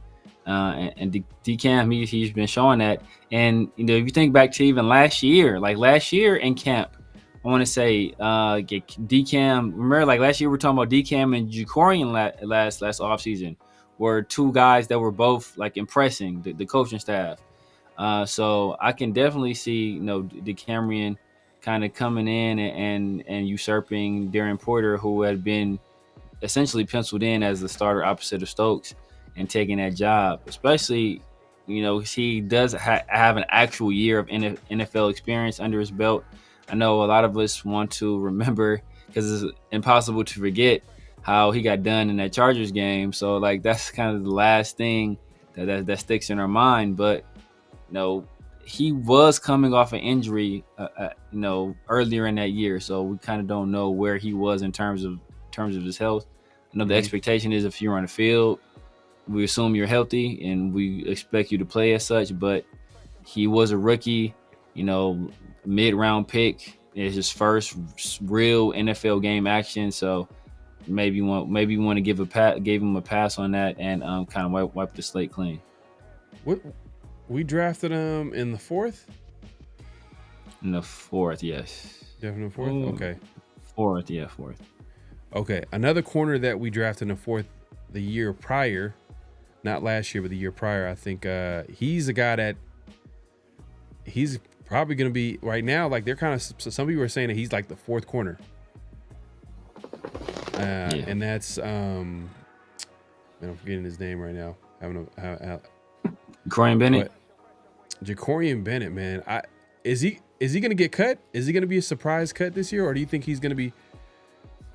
Because it's kind of strange, bro. Like I understand that new regime, new defense, new offense, whatever, new coaches come into the building. They're going to have their players. There's always going to be that one player that you might think, oh man, like there's no way that you can release or cut or get rid of this player. But in the eyes of that coaching staff, they're going to have their opinion on how they want to run their defense. In this case, Pete Carroll, he wants fast and long corners. You know what I mean? He wants like guys that have certain measurables that could be on the outside. And Jacorian Bennett, from a height standpoint, he might be there, but like I don't think he has like the longest arms, I guess. So yeah, but height and speed though, he's there, and he played well last year. I know he got hurt, and that's been an issue for him his first couple of seasons in the league. But last year, when he was healthy, not his rookie season where there was a little bit of like a learning curve with him as a rookie, but him coming into last season, the way he started the season, he was our best corner hands down, not even close. Oh. Consistent out there. Jack Jones, I thought was gonna have a big year. I was fooled. Yeah, we all did. I was fooled, bro. I was hoodwinked, man. I was fooled, man. Jack Jones was not the player I thought he was gonna be last year. But Jacorian Bennett was everything I thought, Jack Jones could be. I mean, you could probably argue that he probably needs to force some turnovers, but he was Mr. Consistent. You're not gonna get a big play on him. I don't know if he had a touchdown. A guy scored a touchdown on him. I'm not sure. I don't even remember if anybody scored a touchdown on Jacorian Bennett. I don't remember either. Yeah, so I don't think so. It's crazy that we go from that to like this dude is the 4th corner. I mean, I don't even know if that's want to say if it's a great problem to have, because this might be a case of he's just not a player that fits into their scheme or whatever the case may be, or Pete Carroll's prototypical corner. Because if there's one thing that Pete Carroll's going to have a say on, it's going to be corner, for sure. For sure. He played the position. He was a former secondary coach. He's a defensive guy. He built the Legion of Boom out there in Seattle. So if he's one thing he's going to have a say in is a corner, and it shows, man. Eric Stokes is the starting outside corner. He drafted Darian Porter, who's been the starter the entire offseason up until, DeCamerion Richardson's kind of like making a late, move to maybe probably take that spot away from him. So there's a competition going on with Darian Porter and DeCamerion Richardson. Do you feel like Jacorian Bennett is going to be a guy that's going to get cut, maybe traded? I mean, it's a possibility. You think about it, because not only did Darian Porter pass him up, we already talked about Eric Stokes passed him up. DeCamerion Richardson has seemingly passed him up. They had a guy that we signed a day or two before camp, a safety, JT Woods out there playing corner ahead of Jacorian. So, and it's not a situation where, hey, we saw it where, we were rotating players at a certain position. Eric Stokes has been a stalwart on one side. And then we saw if Darian Porter was a starter opposite of Stokes. And Jacorian Bennett was getting work behind him. But then when DCAM started getting work with the first team, JB got demoted to the third team, so he's behind DCam and behind Darian Porter at that point. And then you look at it, like we talk about his measurables. Well, he does have the speed, like he's only 5'10". So like you look at a guy like Caillou Blue Kelly, that guy, I think he's a little bit taller. He has a longer arm. Sam Webb, I think he's taller. He has a longer arms. I'm not sure what Greedy Vance's measurables are, but he's a guy that's been making plays in camp. So if he has a requisite, height and speed and arm length, he could be a guy that could say, hey, you know what? We really don't need Ja'Cory Bennett. We have all these other guys that are kind of prototypical for what I look for in a position. And despite how good, Ja'Cory was last year, he could be the odd man out. It's almost like a Cleveland Farrell situation, where Cleveland Farrell, he played pretty good under Paul Gunther, but when Gus Bradley got there, it's like, okay, you had a pretty good sophomore year, but you don't fit my system, bro. So I'm sorry. No, you're the odd man out. Yeah, man. But I think his is crazier to me, man. I can understand Cleveland Farrell because he kind of didn't really live up to his draft stock. I mean, we all kind of knew it. Like he was a big reach. So there was that part about it, but I get what you're saying. His skill set wasn't what Gus Bradley was looking for at edge rusher. But I just think that, man, Ja'Cory Bennett, man, I don't know, that one's kind of shocking to me. It's crazy to just see it in real time. Like I know he's coming back from an injury, and I think that's what the whole message was. Oh, once he gets healthy, he'll get back into base. And right now, he's he has an uphill battle. I'm not saying even to make the roster. It's more so like the Raiders probably in their minds probably could make a decision and say like, hey, could he be trade bait? Can you get something from Ja'Cory Bennett? I would want to keep him, but like, is he too good of a player to be a fourth corner? You might be able to you might be able to flip it. Yeah. It depends on what you can get for him, because it's a situation where is him being on the team worth more than whatever pick you can get. Then also a situation where if teams have the feeling that you're going to cut him, they'll just wait you out. They won't give you anything. They'll just like, we'll just let you cut him. Especially a team that's like high on the waiver wire. If they're like, top 5 or so in the waiver wire, like, why are you going? Because he's not a vested veteran yet. So he doesn't just go to free agency. He goes through waivers, like similar to Jack Jones did when he was released by the Patriots. So he can't just go to automatically to whatever team he wants. He has to clear those waivers first. So if a team is high on the waiver wire, like, bro, why are we going to trade with them? Like, we're fourth in the waiver order, and the 3 teams ahead of us, we don't see them taking corner. So hey, we're good. We're gonna snag them as soon as you release them and not give you anything. But I think corner is like one of those premium positions where, like, if you feel like there's a young player on a rookie deal who you can pick up and, has some potential to start for you, hey, man, what would it look like? A fourth, fifth would be like that. I know that would be too much. I know, but that's like, I'm trying, because he was drafted in the fourth, huh? He was drafted in the fourth. Yeah, you looking at maybe, because if teams smell blood in the water. So if they know you about to release them, they'll just wait you out, bro. Or they'll drive the value down so low.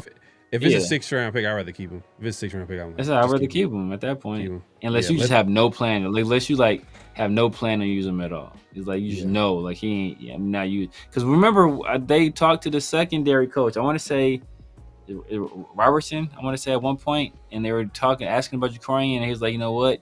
He brought up the shoulder, and he's like, you know what? Ja'Cory is really just, he's having a difficult time, like, adapting to the technique and to how we play it here. And then, like, that happened kind of early on in the process. So I don't know if those struggles are lingering and he's still not quite getting how Pete Carroll and how, I think it's Marcus Robertson, how they want the position to be played. So maybe they're still struggling a little bit. Maybe he's still struggling a little bit, with that aspect of it. And if he is, I can see them being like, you know what? We ain't got no time to be waiting for you to get this. Like, we got other guys. Hey, man, shout out to Coach with the super chat. He says Tommy was getting first team reps. He was. He was. Yeah. They were putting him in there, but yeah. We'll see. We'll see how that shakes out. Yeah, we shall see. Collier low-key runs like McFadden. Is that one of the running backs that we got? I think we picked him up last year. I think he was getting run over Dylan Libby last year. Forgot what game he played in, but I don't know. How is he explosive? I don't want to say like McFadden, but McFadden was explosive, bro. McFadden when he used to run, when McFadden used to run, it didn't look like he was running it fast, but he was just breaking away from players. Everybody. Like it's kind of similar to like Henry Ruggs. Henry Ruggs doesn't seem like he's running fast, but you just notice like, damn, like they're not getting closer to him. He's actually breaking away from him. Exactly. That's how you know you fast. That's fast. Like, you just don't. You don't even look like you're running fast. Effortless. It's effortless. Like their gait and their stride is just like you're like, dang, these dudes are just moving. Right. Yeah. I mean, and then as far as the defensive line, I haven't really heard too much of them getting pressure. I don't know if it's a good thing. It's kind of early. It's hard to say. I mean, it's a couple of padded practices. And on top of that too, plays that would have been like that were touchdowns or throws would have probably been sacks. Exactly. In a real game. So it's kind of hard to judge that from that standpoint. Even the offensive line, I know the pads were on, but it's kind of hard to judge. But those are kind of like the biggest things that we've heard from like training camp is like obviously linebacker, the improved linebacker play. For like the depth at linebacker is kind of like, all right, it looks like it could be at least average. Yeah. Out there. At first we were like, man, how do we even get to that average just to be average? Now it's like, all right, we it looks like there might be some potential there. Corner, there's also some potential there too as well. I want to see how it looks like. Pete Carroll, his history was kind of setting up, putting together like cornerback rooms. That's going to be interesting to see play out. And then also defensive tackle too. I think a lot of people have been talking about who's going to be the replacement. And that's going to be something that we have to keep an eye on and see how that works out. I think that's maybe preseason. We'll see our first look at that at least. I mean, I know there's going to be more practices, more padded practices. Especially, I think the big one is going to be. I think the pregame to the season will be the joint practice. Pre-game dresser for the season will be the joint practice against the 49ers. I think we have a joint practice. So that's probably going to be them kind of like going at, full speed, whatever. I don't know if they're going to be tackling to the ground though. I'm not sure, but it's going to be physical for sure. Physical, and then you're going to go against guys that you haven't been going against entire training camp. So we'll see how that shakes out. That being said, if you haven't already, make sure to clock in. Hit that like button, hit that subscribe button, hit that notification bell. We appreciate everybody coming through and supporting. Just simply, hey man, if you haven't already, just hit that like button, man. This is really simple. As we like to say, clock in. Just clock in. And if your first time, watching us, we're going live on both our channels, so make sure to subscribe to both channels. That being said, let's move it along, man. It's that time, man. It is that time, man. And man, shout out to the coach, man. Appreciate the super chat. But it's that time, man. It's 69 offense. He was giving them the business. It's flag on the play. This is where we talk about certain things in the news, NFL news, Raider news, that we have an issue with. Severe, if you want to lead the way on the first flag.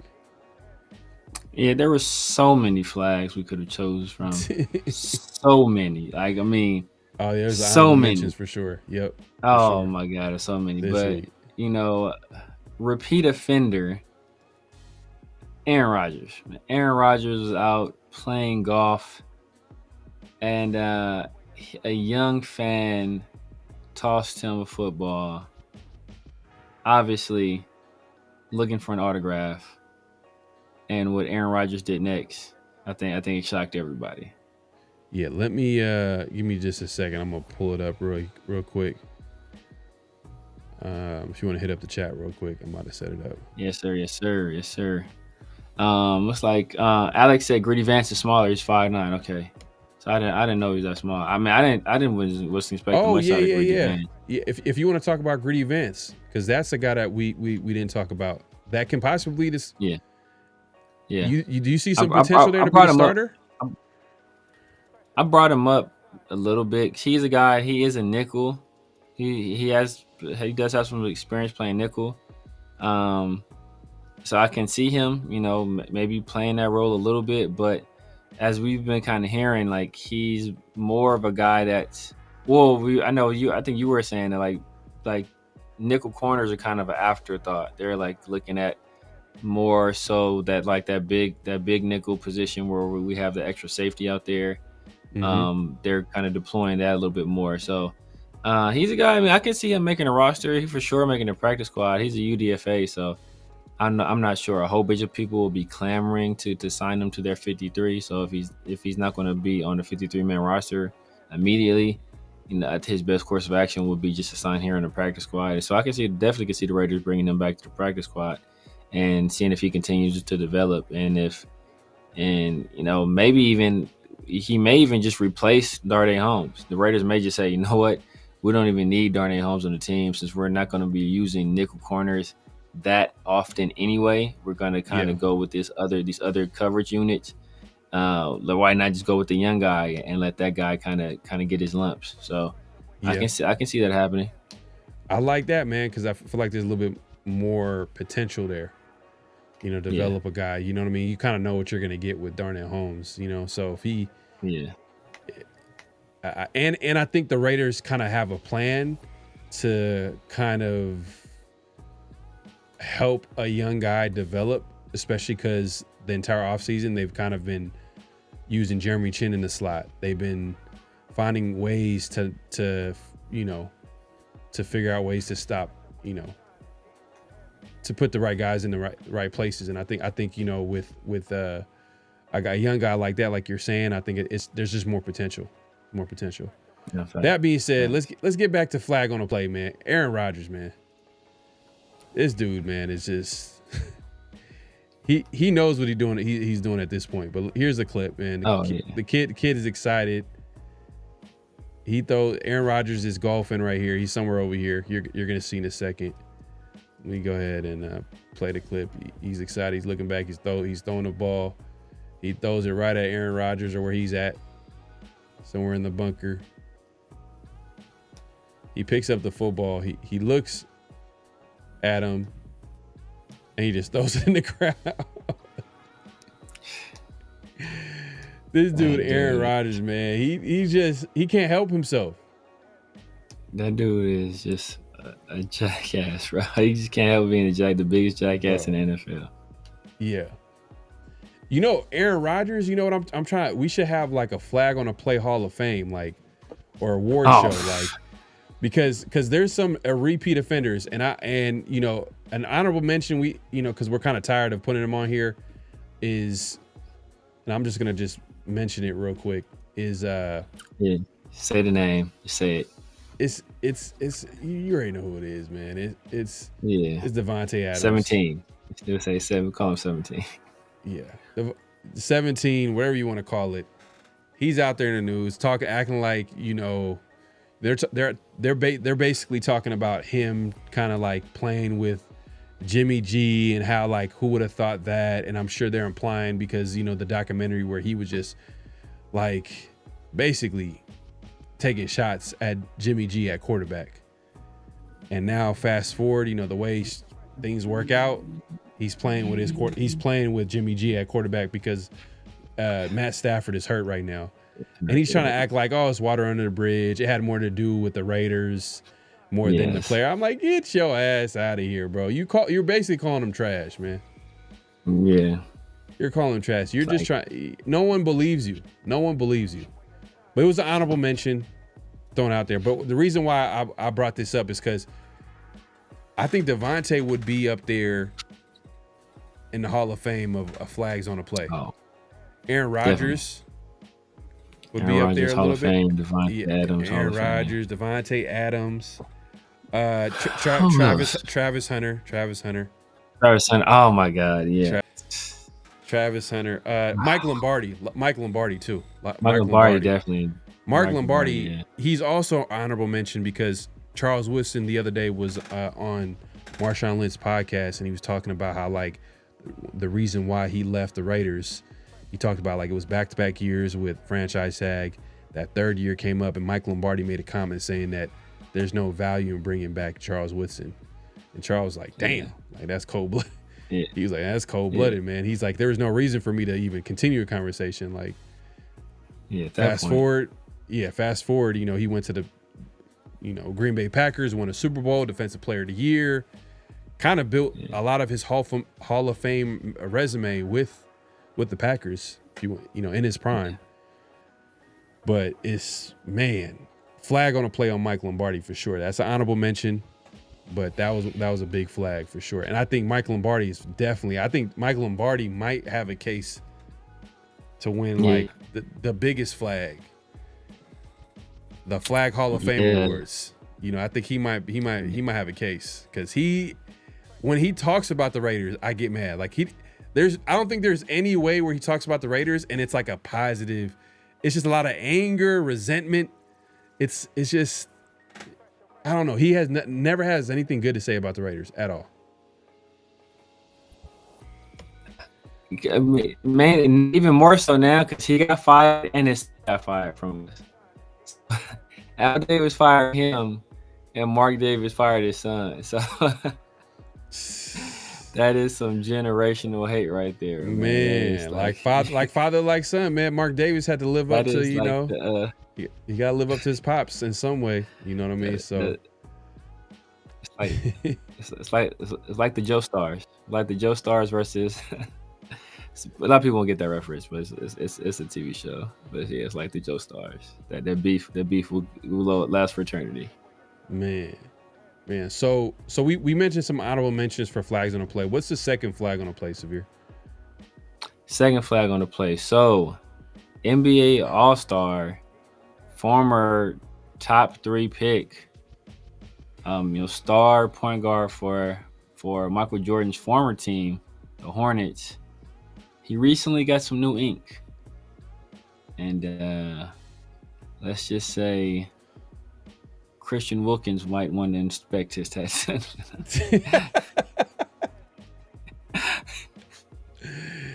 Man, what is going on, man? This is a huge flag on a play right here. Like, what is going on? Like, why? I don't understand it. I don't understand this. I don't understand it either. And it does, whoever wrote this right here, gave Mello the hot Cheetos. Yeah, for sure. This looks like yeah, man. Man, flag on a play. I can't even put it on the screen for this long, man. It's disgusting. But flag on a play. A flag on a play on Lonzo Ball. I don't know. Hey, NBA players, they got unlimited, feels like, you know, money where they can get all types of tattoos and stuff like that and no care in the world. On your, your toes, though? That's wild. Yeah. Who even gonna see that? Yeah. I don't wear open toe shoes. That's like yeah, I don't but why would you put a tattoo on your foot? Yeah, man. I might have a controversial take on when it comes to tattoos, so I'm gonna stay out of this one. But on the toes, though, that's a little too much. Especially the hot Cheeto tattoo, man. That's wild, bro. Yeah, that's wild, man. So flag on a play on LaMelo Ball, man. He took it this week, man. He took it this week is LaMelo Ball and like, man, we had so many honorable mentions, man. We had so many flags on the play. Yeah, Aaron Rodgers, Aaron Rodgers, obviously. Yeah, that one was kind of ruthless. It was little kid was like, damn, like he was basically, he was a kid. I can see it was a grown man that did it. Okay, I can't get. He did it to a grown man, and a grown man that was a huge fan. So yeah. But I'm saying like he took the kid through the ball. Like the kid's out of a ball. Like that was my ball. Okay, like at least have the decency to throw it back. Like it's great. Yeah. You'd have made that kid's whole life. You said go ahead. And I said he would have made that kid's whole life. Like that would have been a moment that kid never forgot. Like I caught a pass from Aaron Rodgers. Yeah, but he's like a natural asshole though. Like he knows what he's doing. He's like he probably laughs at this later on. Like, man, you see that kid's reaction? Oh, that was exactly. It's ruthless. That's just entertainment when he's doing ayahuasca. Yeah, whatever you be doing, man. But that being said, man, if you haven't already, make sure to clock in, hit that like button, hit that subscribe button, hit that notification bell. We appreciate everybody coming through. So man, just do us a favor, man. Just clock in, as we like to say on this channel, and hit that like button, man. Appreciate everybody coming through, man. And then let's move it along, man. Let's not waste any time. We got notable quotables. Notable quotes are quotes that we find interesting that we want to talk about. And I'm gonna go ahead and set up the first quote. If you want to give the intro. We sticking with the same ones or? I guess we kind of talked about it. I just sent one. I sent one right now. Okay. I sent one right now. Okay. Jonah. Yep. All right. You want to start with that one? Yeah. We'll start with that one. There's been a lot of talk about Christian Wilkins, obviously, but the guy who is going to be replacing Christian Wilkins is a guy that is a local to the Vegas area. It's a very, very big moment for him being able to play for your hometown team, especially for growing up. That place never had a team, and he was asked a question about what it means to play for the Raiders and be in that community, and I think he gave a great answer. Let me go ahead and play this clip. Yeah, big Lil Bosco. You know what that is? Like, anybody ever seen the movie The Incredibles? I like The Incredibles was always like shitting on that little kid. He grew up to be a supervillain. That's gonna be that little boy.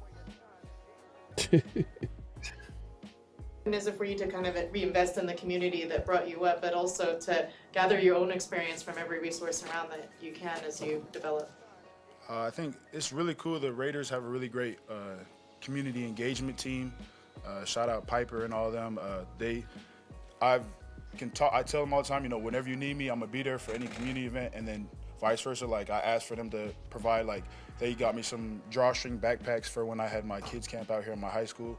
It's really cool to be able to pour into the community, because when I was that age, there wasn't really that many people from Vegas and we didn't have the team here. And now that we have the team here, being able to go show those kids that I'm a Vegas kid, I was in your guys' shoes. I remember being in this crazy city growing up, and people coming in town always wanting to go to the Fremont Street in the Strip, and you always got to go when you don't even want to.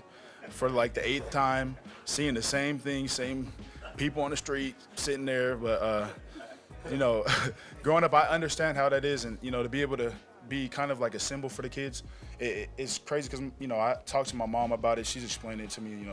These kids look up to you, and I just think I'm still like just regular on me. I'm going into my 2nd year. I was just a rookie. I was just the one carrying the helmets from practice, everybody's helmets together, putting them on my head, holding like 4 helmets in each hand, going into the locker room. But I'm thinking I'm just regular old Jonah, but to these kids, it means a lot. And I could put in my perspective, because when I was their age, I had DJ Campbell, Brandon Marshall. They came and talked to us, those guys, and went to high school. Brandon Marshall went to my high school, and then DJ Campbell, he came to my middle school and talked to us. He's a Vegas kid as well. He's now coaching at my old high school, and that impact that they left on me, it meant the world to me, because I remember them to this day, like from when I was a kid. Even if they didn't do anything else after football or after they came and talked to us, I remember that interaction for the rest of my life. I thought it was super cool. Being able to see people, that I thought was cool. Like, I wanted to play football ever since I was a kid, and being able to see them in person, hear them talk to us, and, just show that it's possible. And for me to be able to do that, it means so much to me, and it's super cool. And I'm going to continue to do things for the community. If y'all got any community things out here that you want me to do, I'll come do it, show face, because, Vegas is my family. This is where I'm from. Tomorrow's not guaranteed, so, you got to put that work in every day and treat it like it's your last opportunity. Because at the end of the day, this is a great opportunity. I'm here in my hometown. I have no complaints. I'm absolutely blessed. So for me to, take that for granted, I'd probably regret that for the rest of my life. So I'll never take this for granted. And I'll continue to give this my all so I can, do it for my brothers to the left and the right of me, to my family, and then, my Vegas. Yeah, that's what's up, man. You seem like a good dude, man.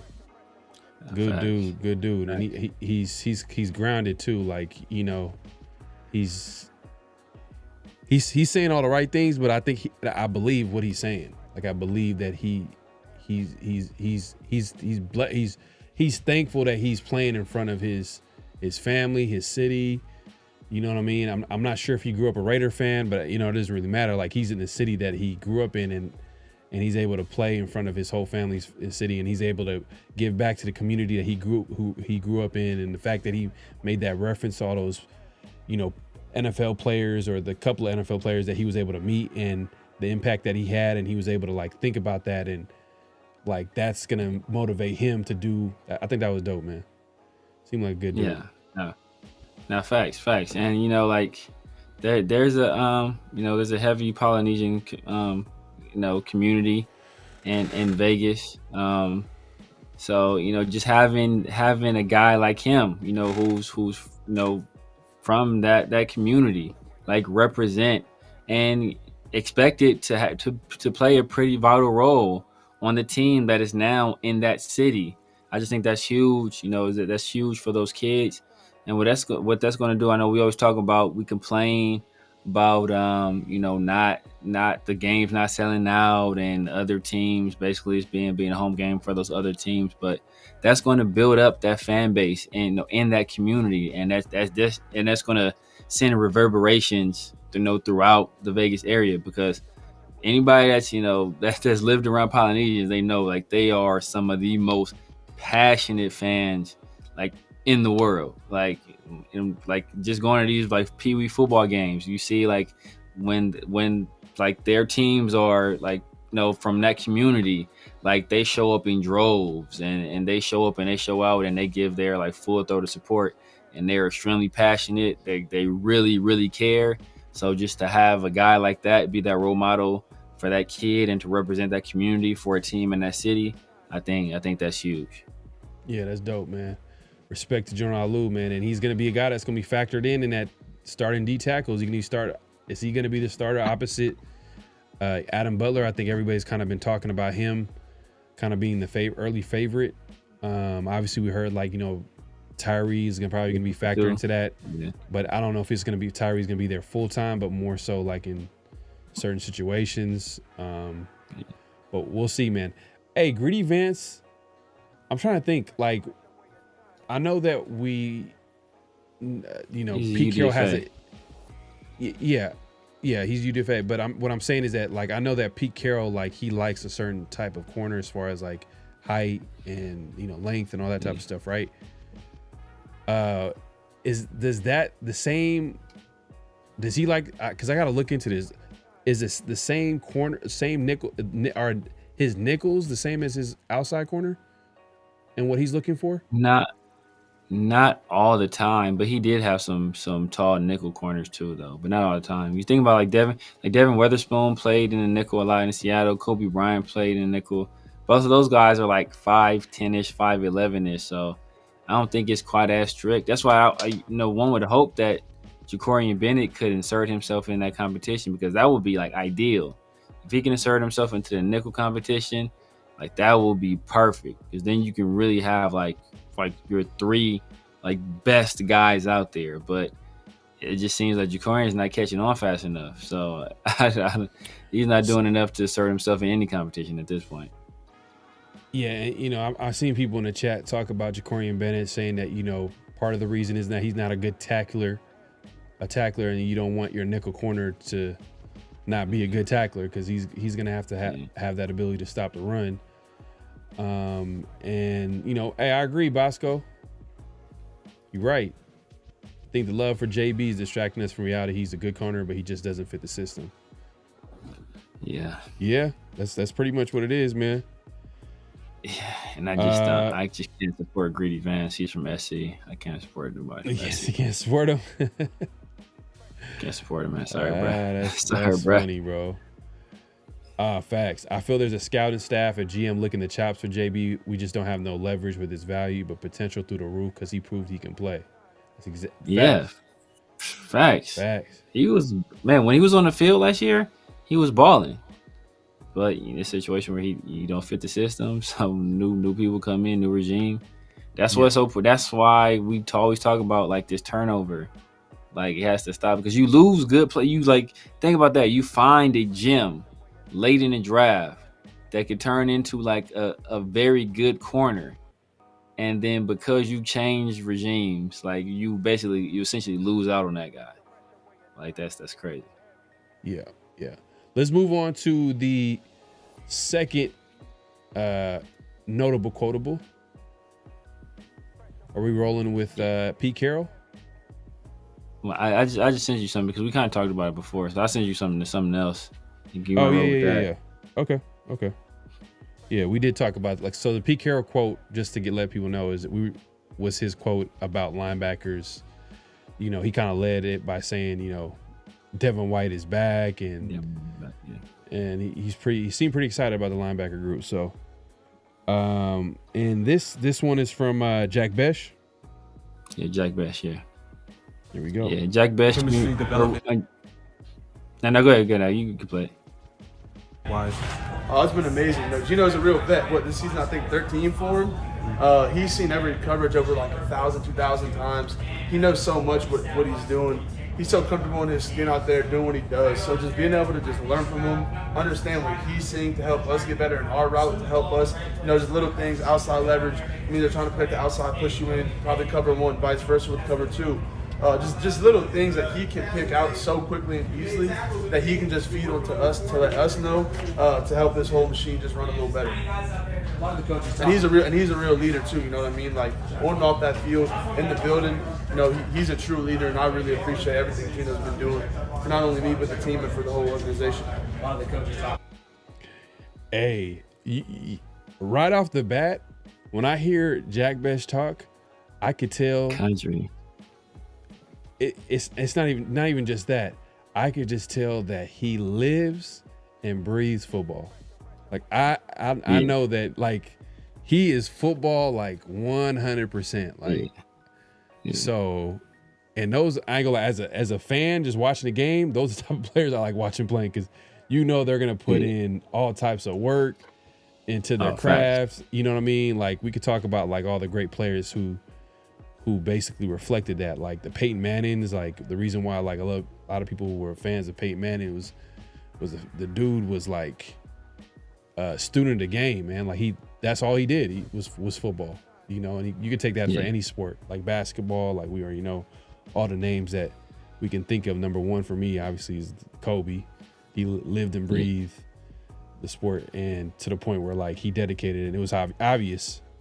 But yeah, with Jack Besh, that's the vibe I get. It's like this dude, I know that he goes home and it's football. Yeah. Football 24/7. Nah, facts. But yeah, what were you about to say?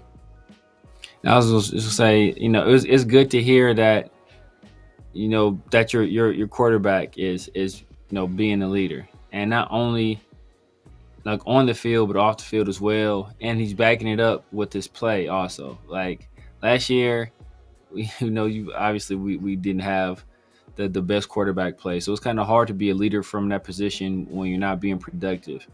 And you're on the field, you're making mental mistakes and you're making errant throws or you're turning the ball over. So now this year that we have a guy that's actually, you know, more experienced, has had some great success in this league. It has a rapport with the coach. Can be a vocal leader, leads by example as well. Plus, he's also, demonstrating it on the field in terms of execution, I think, that's big. And once you kind of get that quality in your quarterback position, that can kind of have a big effect on everybody around him. It's like through osmosis. Like you get a guy that's working hard, doing the right things, and then he's bringing guys along with them, and those guys bring guys along with them as well.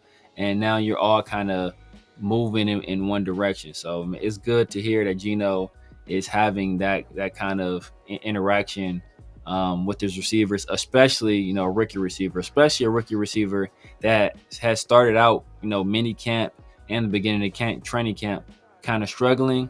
To hear he's getting those words of encouragement and, getting that kind of tutelage from the signal caller, I think that's going to pay dividends for the Raiders. Yeah, and I think, like, you want the quarterback to be the leader. Yeah. You know what I mean? Like, that's like one of the dudes, like, you kind of expect him to do that, but I think just watching like clips of Geno, I think I seen a clip the other day of him like leading the huddle. You could tell it comes natural for him. Like, it's not hard for him to like basically be that leader in the locker room. So yeah, man, it's a good thing, man. And at the end of the day, what matters is if it's going to translate into wins. I think for me, it's like Geno, if we can create a situation where he's not forced to, like, take over the game and try to put everything on his shoulder, I think that's going to translate to more wins, because I don't think he's that type of quarterback where you want him to, like, try to win it for you, if that makes sense. Like, there's only a few guys that I put in that category, and like they're top 5 guys. Like maybe you say top 10. You would say top 10 are guys that you could say that they can go and win it for you, or would you say there's only like 5 guys in the NFL that can do that? Like when I say win it for you, I mean you're in a shootout, or you're in a situation where you can't run the football and it's all on the pass game to take over and win the game. Or, it's at the end of the game. Like, there's only certain quarterbacks, in my opinion, that have that ability. Yeah. It's only certain ones. I wouldn't even necessarily say top 10. 5? There's certain ones. It's like 5 QBs. Would you say 5? Yeah, 5 to 7-ish, 5 to 7-ish in that range. Because 5 to 7-ish. Because JD5, you got to put JD5 up there after what he did last year. Like, it's small sample size, but yeah, it's just 1 year. But that's an easy one to project, though, for sure. Yeah. Obviously, Patrick Mahomes is like, without a doubt, like, he don't need a run Lamar, game. He'll figure it out. Like, he'll figure it out. Lamar, he'll create his run game. He'll just use his legs, use his arm. He'll figure it out. Yeah, Josh Allen, same thing. Joe Burrow. Then you got JD5 at that point. And then you got a lot of maybes. Well, you can say, though, last year, did the Commanders, did they have a run game? Not really. I think it was him. It was him. It was him. Right. So yeah, so JD5's up there. I'm trying to think some other people. I know I'm missing some people. Did CJ Stroud drop out of your top 10, or is he still in your top 10? It's still in my top 10, but he's not a guy I would say, based on what he did last year, I would say, you know what, he can just will you to a win by himself. Because he had a down year last year, and he wasn't great. He wasn't great in red zone last year either. So it's like he kind of dropped down. Jalen Hurts is a top 10 guy, but that's another guy I wouldn't say he can do it either. It might be just that. Yeah, I'm trying to think of somebody else. Man, I'm trying to think. It's like not Herbert. Who's also a top 10 guy, probably, but he's not a guy I think you can do it all by himself. Yeah. Like I said, bro, it's 5. It's 5 QBs, man. It might just be 5. So I can't think of nobody else. So as you get down in the QB rankings, the more they need help. in order for the team to be successful or to win games. So like if you're top 10 QB, you probably could do a little bit more compared to the guys that's lower than you. So I'm gonna put, where would you put Geno? Geno, you probably could say is like top 15, maybe top 20. Like 12, 13 in that range. 12 to like 17 in that range right there. Yeah. So he's somewhere in there, but I just feel like the Raiders got to have that ability to run a game. If we can't run the football, because Geno, what scares me, he's gonna start throwing picks. Those picks though, the last season, like when he didn't have a run game where the offensive line was kind of like, was not protecting him, we've seen a lot more interceptions. Him trying to like play, trying to like put the team on his back, and it didn't look good. So I'm just saying, like, for this team, this Raiders team, I'm just projecting them for them to be successful this year. I think that he's definitely going to need help. And you can say that for a lot of QBs, but it's just for Geno, he's going to need help, bro. I think they won double digits last year, though. I think he won 10 games. I think he went 10-7. They went 10-7? But I'm talking about his individual play. Let me see. Hold on. Let me see. Because they're one of the worst rushing. I mean, he was one of the worst rushing teams in the league. He 27th or something like that in rushing. Oof, damn. Let me see. Seattle Seahawks 2024.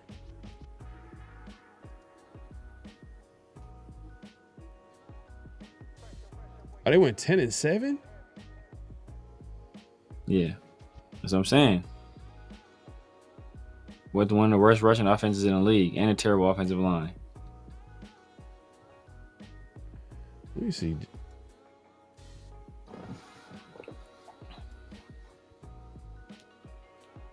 Well, he got help in other ways though.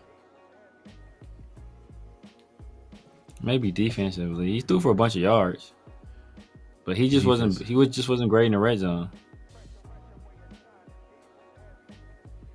Let me see. 21 touchdowns, 15 interceptions. Yeah, I mean, he did throw for a lot of yards. 4,320 yards. But I think with him, though, I just think that, like, I don't think that's going to work with this team, though. It's going to depend on our defense because in terms of weapons, I mean, I just don't like. Hey, I'm not drinking the Kool-Aid with Geno Smith. I know everybody's trying to be super positive with Geno, like, oh, we got Geno Smith, and Geno Smith is better than what the Raiders had the last couple of years. But that's not saying a lot, though. You're not saying a whole lot. Like, oh, we got a better quarterback than the last couple. Like, it's not like we had like Pro Bowlers. We had like the worst starting quarter. We had the worst quarterbacks in the NFL the last few years. So it's not saying a lot. But I think Geno's solid. I just think that, like, in order for the team to be like at its best, I don't think it would include Geno being like an all-time great at the position. He doesn't have to be that. I feel like it has to come from other parts of the team. Defense needs to be there, getting after the quarterback, running the football. Brock Bowers got to be Brock. Like, let him be great. Let the pieces around him be great. But I don't think I'm not sure if, like, I'm not gonna say, oh, if Geno doesn't throw for 35 touchdowns, then it's a failed season. Like, you know what I mean? If he doesn't throw for 30, like, I'm not expecting that from him. Like, I'm not really. I don't know. What's your expectations of Geno Smith? To be around 4,000. Be around 4,000. Be somewhere in the area 350 to 400 rushing yards. Somewhere in that range. Touchdowns? That's tough. Touchdowns? High 20s. But interceptions under 10. So So if he gives you 15 interceptions next season, would you say it's not a good season?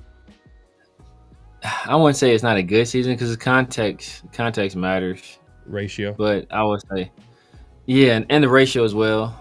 Context matters. Like when are the interceptions happening?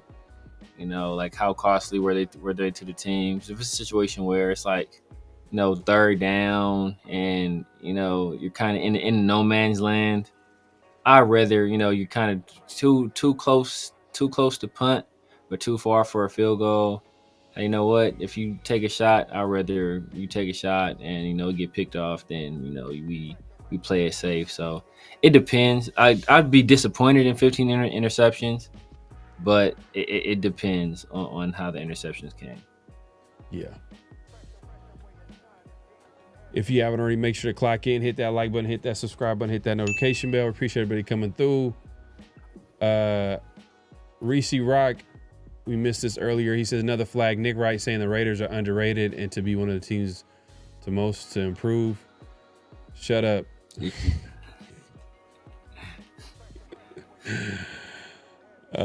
Keep my Raiders out your mouth. Yeah, he's a Chiefs fan, huh? He's a big time Chiefs fan. He's a super Chiefs fan. Oh yeah, Nick Wright, and then he's a huge LeBron fan too. Big LeBron fan, yes. Yeah, without a doubt. Yeah. Here we go. Let's see.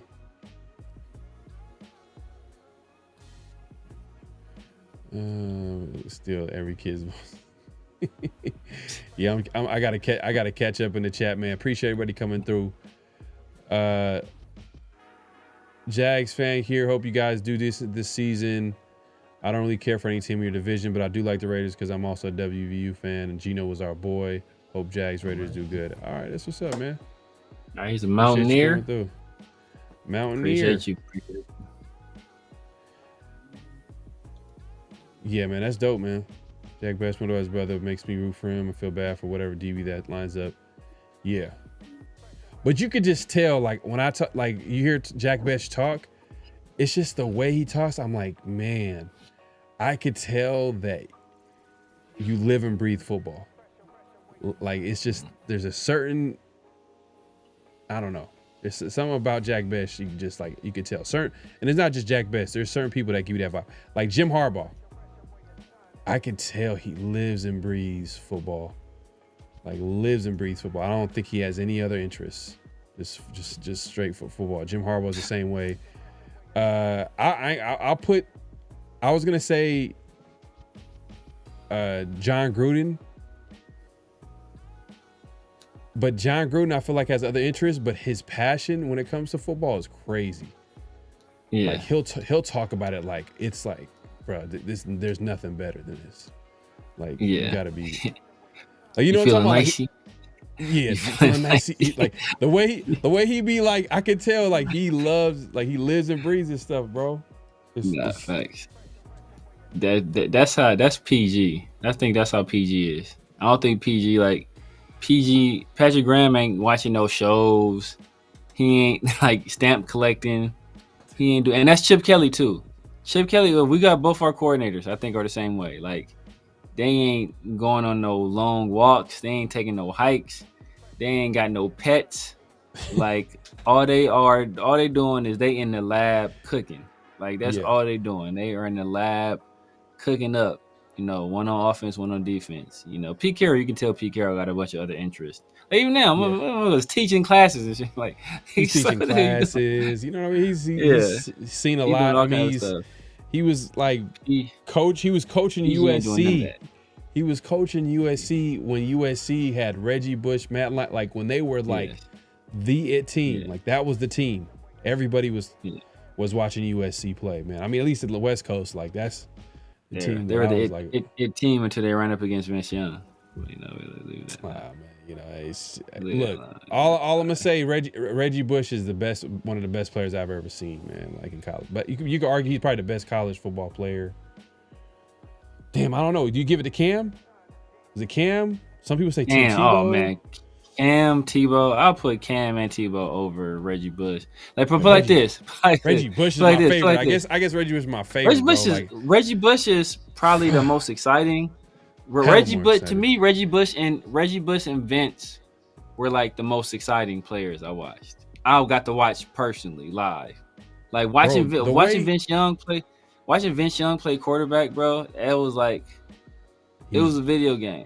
It was a video game. But I'll say this about Cam. Cam won the national championship. Playing at Auburn, which is in the SEC.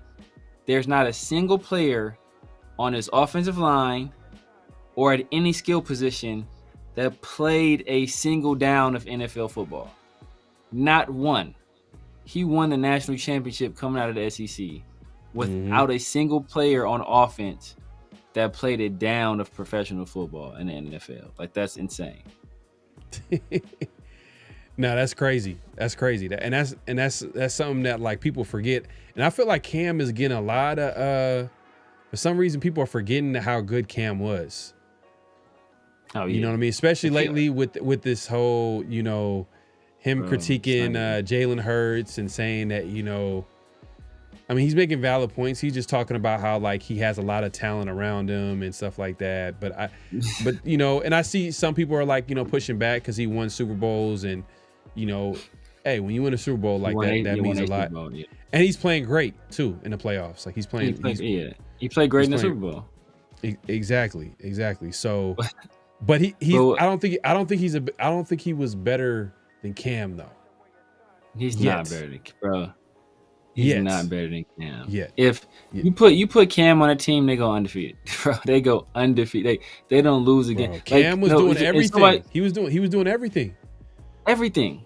Like what's funny is that somebody made this point is that the Philadelphia Eagles fans will say they have an underrated team until somebody from another fan base criticizes the players on their team. Then it's like, almost AJ Brown, he's one of the best receivers in the league, and Saquon Barkley, and we got the best offensive line. And it like, but then you want to say, oh no, we're like Jalen Hurts, he didn't have all this help. Like, but when we criticize the team, then you want to say how you're the best at damn near every position group. Like you got Barkley, you got AJ Brown, you got Devontae Smith you got Cooper DeJean, you got Quinn Mitchell, you got Jalen Carter. You got talent at every single position throughout your entire team. So it's like it's not even a comparison between him and Cam. Yeah. Someone says Darren McFadden and Reggie Bush. Darren McFadden at SEC was killing them. Oh, he was killing. He was killing. Reggie Bush, man, Reggie Bush in college, it was like, yeah. But that, to me, college football at that time was so clean, bro. It was so many teams clean. It was clean, bro. Think about Reggie. I will say this: Reggie played against lesser competition in the Pac-12, Pac-10. He also had way more talent around him, so it kind of allowed him to be able to do more. Because remember, like Darren McFadden, that team was so bad. Darren McFadden was playing wildcat quarterback. Like that's how bad they were. You're not taking out a Heisman Trophy candidate or a Heisman Trophy winner and Matt Leinart to put Reggie Bush at quarterback. You feel me? So it's kind of unfair comparison, but just going off what we have and what we've seen, it's got to be Reggie Bush. What did you think of Johnny Manziel's college career? Because he was doing some crazy shit over there at Texas A&M. Johnny Manziel was cold. Yeah, but you know what though? What's crazy is that like the guy that he was throwing to a lot and making plays with, and he was making plays at quarterback was Evans. Mike Evans. Yeah. And it's funny how both go to the pros, and then obviously Manziel fizzles out because he just didn't care about football that much. His own personal problems, yeah. Yeah, and then Evans is having a Hall of Fame career. Yeah, definitely. So he was playing with a Hall of Famer the whole time, while he was running around and making plays and throwing it up there. He was throwing it up there to Evans, making those plays. I'm not saying he wasn't making plays, like he wasn't a good player, but I was just like he was playing with a Hall of Famer the whole time. Yeah, not facts. Yeah, Reggie Bush is borderline magical, man. Reggie Bush was like, you gotta like watch the game. Like he made you want to watch the game because you want to see, even if the competition was weak, I want to see how he's gonna embarrass him. Like I won't say it was weak, but it was just weaker than McFadden's. Like the Pac-10 wasn't bad. It wasn't a bad conference. No. What I'm saying is, even if the game, let's say if he was playing against, let's say if it was against like a trash opponent, I still would want to watch it because I know Reggie Bush about to do something. He about to do something crazy. He's about to break someone's ankles, about to reverse to the other side of the football field, taking 80 yards. Yeah. He's gonna catch it out the backfield. Like and he was before his time too. Yeah. I felt like if he would have came out in today's NFL, like they would have used him like the right way. I think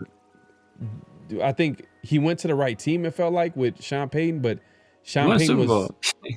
He did, but I don't know why his pro career didn't go the same way. And I seen the talent. I watched him when I watched him with Detroit. I'm not gonna lie, he was making plays. He was clean. Part of it was injuries. I want to say. I think he was hurt a lot. Yeah, his injuries. I think that's Vince Young. I think if Vince Young came along now, because the Titans didn't like him. The Titans didn't like. Yeah. Who was there? Was it Ken? Why would you draft? That was that the ownership type deal? I think it was the ownership. Yeah, it was ownership because I want to say the owner was like a Longhorn. He was a Texas Longhorn. But Vince Young was he was one of the better prospects in the draft. It's just that I don't remember if it was Jeff. It was Jeff Fisher. Was Jeff Fisher still the coach of the Titans? But or was it Ken Wisenhunt? Or was it Ken? Wisenhunt? That's a terrible situation to be a young player, quarterback especially, and you got people in the building that don't believe in you. Yeah. Like the coach. Like you would think in a perfect world you would want everybody be on the same page. Like, hey, this is our franchise QB. But if the head coach didn't co-sign it, the coaching staff didn't co-sign it. Yeah. Damn, how are you gonna succeed? They're not even gonna they don't even believe in you as a player. Yeah, that's kind of how Lane Kiffin did Jamarcus though, because Lane didn't want Jamarcus. Low key. I don't want to say he sabotaged him. He low key sabotaged him though. So yeah. But Jamarcus. Jamarcus sabotaged himself too. You don't want to play that, but Jamarcus had no room for error. I'm sure if there was a coach that believed in him, maybe Jamarcus would have probably been a better pro. He would have been a solid pro. Yeah. But you combine Jamarcus, who was on the edge, to someone who doesn't believe with them, then it's oh yeah, I'm about to be doing all types of crazy stuff. You better be trash. I'm a Mr. I'm gonna get us a DVD supposedly with plays, but there's no plays in them, and act like I studied the playbook. Yeah. What's your favorite player from there? I like all of them. What's your favorite one? All of them were good. Let's put them all in. Speaking of the guy that broke that story, I actually heard that from somebody else.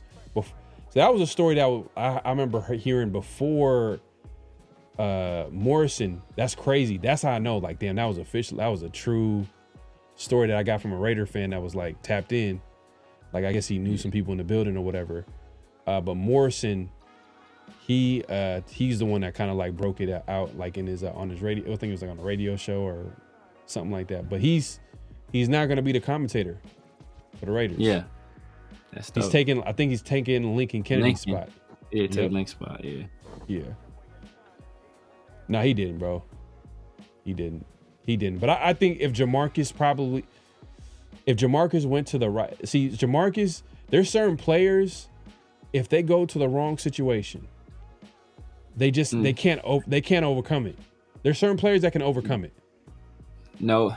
Know what Jamarcus Russell is? It's not the best comparison, but Jamarcus Russell is Mike Tyson after Customato died. When he started when he got with Don King. But who's this Customato? Who's this Customato? Customato was his original original manager. I know who Customato is. I'm saying that's Jamarcus. I mean, who would be the equivalent of Jamarcus Russell? I don't know if he had one. I guess his uncle that died around that time. But I'm saying Jamarcus is the guy who he didn't have Constantine is the guy who molded Mike Tyson and instilled confidence in him. And once he was gone, he was kind of like out in the wilderness. And at that point, people were just trying to use him for his talent. And he didn't feel like anybody like really cared about him. And I think that was somewhat of Jamarcus Russell as well, where it's like nobody even feel like anybody really cared about him. But like I said, but part of that was, he played his own role as well, because he didn't do the things necessary for him to have success. Nobody's gonna cry your river, bro. You're a millionaire playing football. Like nobody's here to hold your hand. So you gotta get it out the mud, basically. But I just think that if he had more positive reinforcement early on, or like a stricter environment with somebody that's really there, like looking out for him, I think he would have been much better. Yeah. No, I agree. Because the Raiders were dysfunctional. You know what I mean? The Raiders weren't a team that you looked at like that were going to develop young players. Like players that need to go to the Raiders at that time, especially, had to be mentally strong, had to have a foundation set where they were going to do what they needed to do in order for them to be successful, because they weren't going to get that from the franchise, because there were so much things that was going on with the Raiders at the time. And we don't have to get into that conversation, but just look at the history. Like look how much dysfunctional things happen with the team, and they don't happen to any other team as much. Dysfunctional things happen around the NFL, but I feel like with the Raiders it happens a lot. But yeah, a guy like Jamarcus Russell, like if we get like for example, like if we had Calvin Johnson instead. Look. See, Calvin Johnson, I think he would have been undeniable. Undeniable. And they could have got they could have picked up any type of quarterback, an average or maybe just slightly above average quarterback, which is easier said than done. But like when you have a guy like Calvin Johnson where you could just throw up and go get it. But I get that workout that Jamarcus Russell had, according to crazy. According to, I think it was Todd McShay said it was the greatest workout he ever seen. It was Mel Kiper and Mike Mayock both said it was the greatest workout they've ever seen. Oh yeah, and Mike Mayock, yeah. And I think Todd McShay said it both too. I think Todd maybe. I don't know. Todd McShay would have been young around that time. I feel like. Is Todd McShay? I feel. Yeah, but I know for sure. I know for sure. Mike Mayock said it, and Mel Kiper both said it was the greatest workout. I think they said to this day. I think they said still to this day they haven't seen one better, which is crazy. Like if we would have drafted Kelvin Johnson, he's like, well, I know you into Marvel. He's like, it's that Thanos. Like, he's inevitable. Like he was gonna be that dude regardless. No matter you put him in Cleveland, he is that dude. You put him with the Jags before, they started having their success. He's gonna, no matter where you put him, he's gonna ball. Like, I would have been perfectly fine watching Kelvin Johnson catch passes from Josh McCown. I'd have been cool. I'd have been fine with that for a year, and we get our quarterback the next year. I was cool with that. Shout out to Mel. He said Jeff is a known QB killer. I think he's talking about Jeff Fisher. Look at what he did at Goff. Yeah. Well. Oh yeah. With Jeff Fisher, he was drafting the Rams. So when they moved to LA, that was that McVay's first year in LA? That was McVay's first year. Part of the reason I want to say, because they already knew they were going to be moving. I think part of the reason, if I recall correctly, that the Rams hired Jeff Fisher, or they kept Jeff Fisher. I think he might have already been a coach. Mm-hmm. Either why they hired him or where they kept him is because he dealt with the move of the Houston Oilers to be the Tennessee Titans. So he had already had experience with that kind of move happening. So that's part of the calculation of why they wanted him to be around, because they felt he would be able to manage it. But they were terrible. I think they won 4 games. They got 4-12 or 2-14. Either 4-12 or 2-14, I want to say. And then the very next year, Sean McVay gets there. They're like a winning team, and they're one of the best offenses in the league. And I'm not gonna lie, if they traded down and maybe drafted like AP, Adrian Peterson. Oh my God. Adrian Peterson. Yeah, to have like just having like look, because when you're a fan of your like when you watch the team that you like, you're a fan of the team, and you have a player of that caliber, and you're watching games on Sunday, the types of like games you're gonna be watching is gonna be crazy because the types of runs that AP had in his career, like instant Hall of Fame, bro, crazy. Like it's kind of. Would you say all right, AP or Calvin Johnson? Calvin Johnson. I understand Calvin Johnson. I'm not gonna like argue with you, but it's like AP though. It's kind of AP is AP. How many years? How many years did AP play?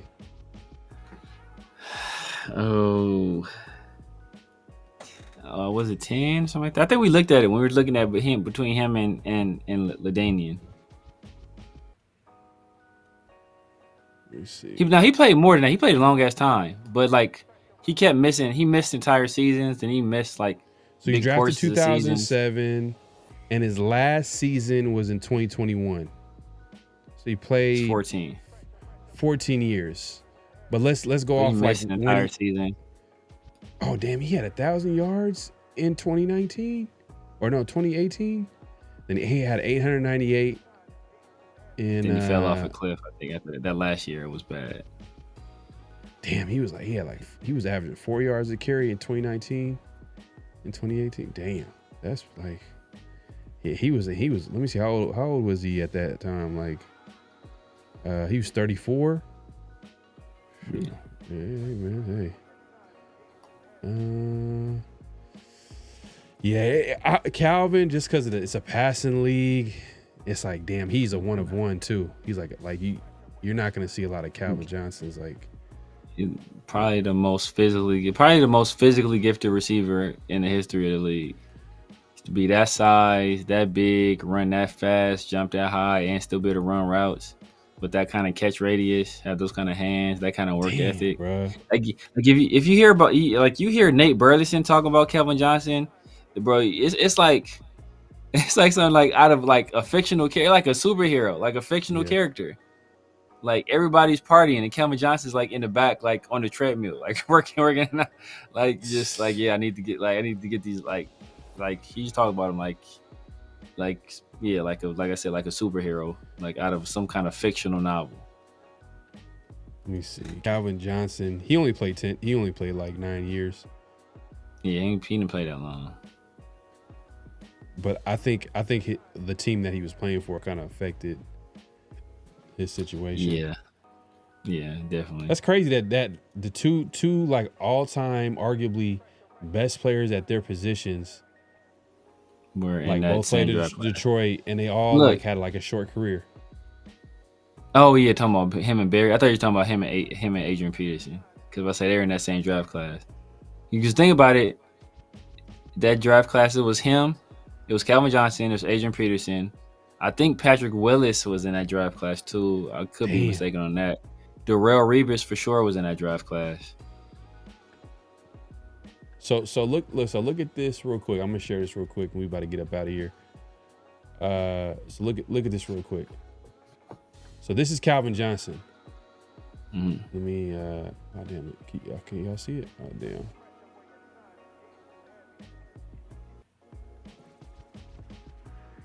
What's going on? Hold on 1 second.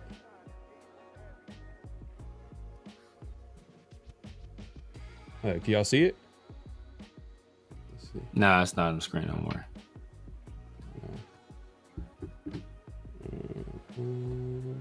Let's see. Let me go to share screen.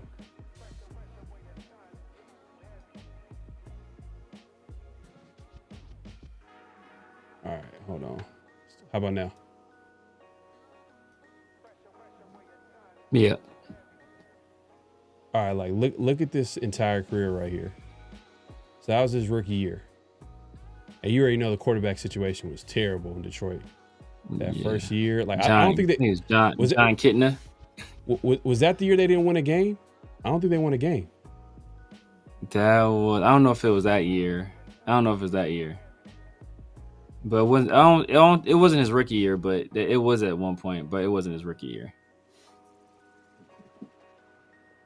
Let's see.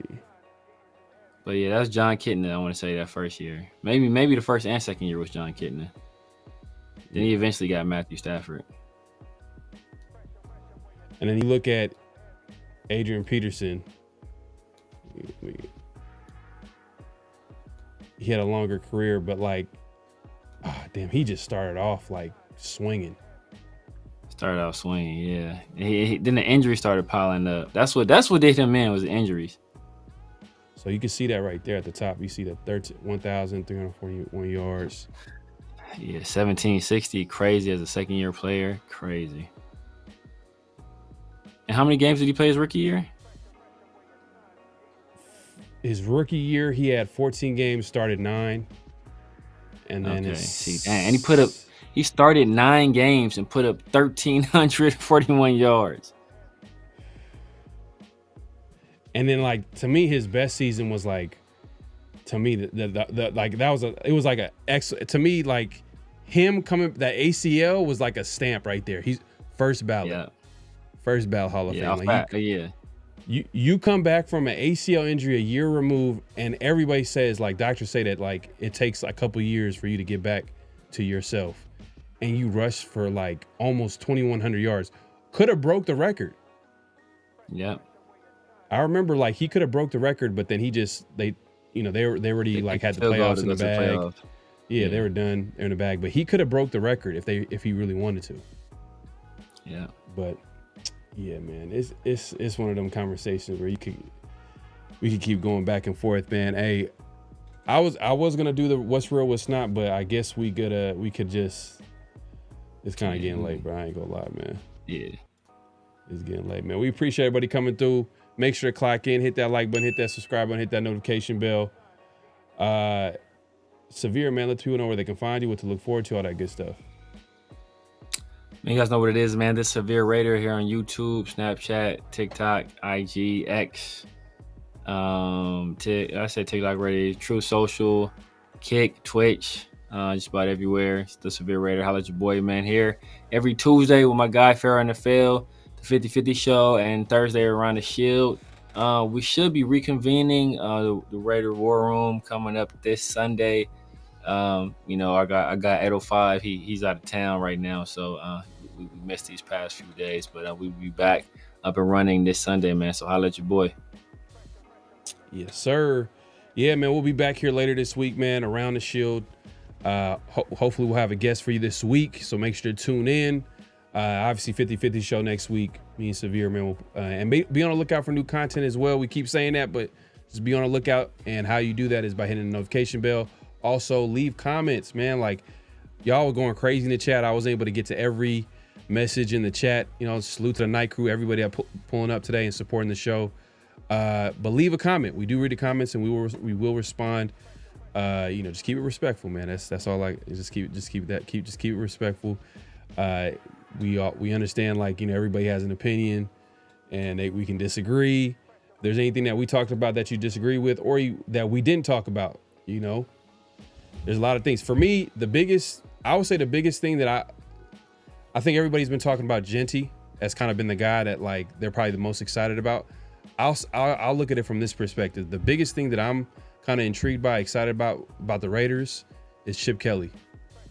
The more I think about it, the more I'm like, damn, what is this offense going to look like? Yeah. How is he going to put everything together? How is he going to incorporate some of the pieces that we have in offense? Because we have a specific pieces that we have. Like, doesn't mean that's not going to work, but it takes a creative mind to put it all together. Because we said that last year. Like, we have a couple of talented tight ends, obviously led by Brock Bowers. Michael Mayer is a guy that, we know that's talented, but we haven't really seen a coach utilize the pieces that we have. And hopefully you add Genty to equation, Gino, all that good stuff. So let us know in the chat, man, and let us know what you think is going to be the biggest intrigue for you for this season. Training camp is literally underway. We had the first couple of padded practices. I'm sure they're going to have more soon, so make sure to tune in.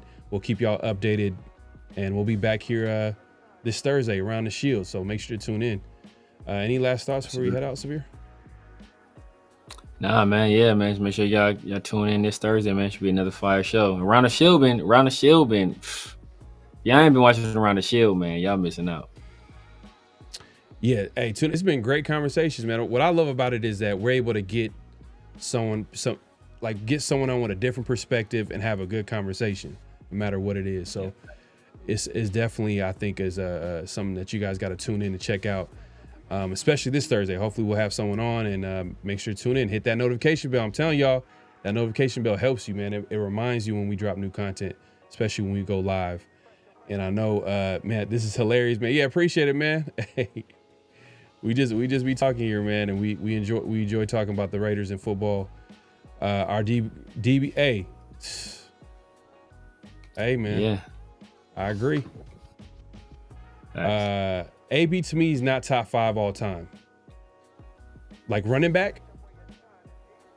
Yeah, I can understand that. He said AP not even top 5 running back. I can see that. What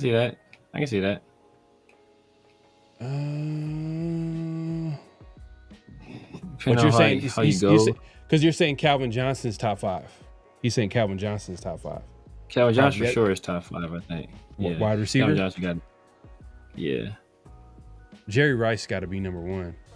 Oh, Jerry Rice is number 1 by a mile. Jerry Rice after age 30 is still number 1, bro. His career. Jerry Rice. I think Calvin Johnson is more talented, but his career is just untouchable. Untouchable by anybody. Nobody's ever gonna touch it, bro. Like I said, his career after just 30 and after. If you look at just what he did from the age 30 and after, he's still Hall of Famer. He's still better than like most of the receivers to ever play in the NFL. Like that's how good Jerry Rice was. That's just the 30 and after years, not even like his prime. Yeah, man. But yeah, man, we'll be back here to talk about more about the Raiders, football, everything is happening around the league, man. So make sure to tune in Around the Shield. Yeah, man. We'll see y'all soon, man. Yep, out of here. Peace. Just win, baby. Hello? You play to win the game. You don't play to just play it.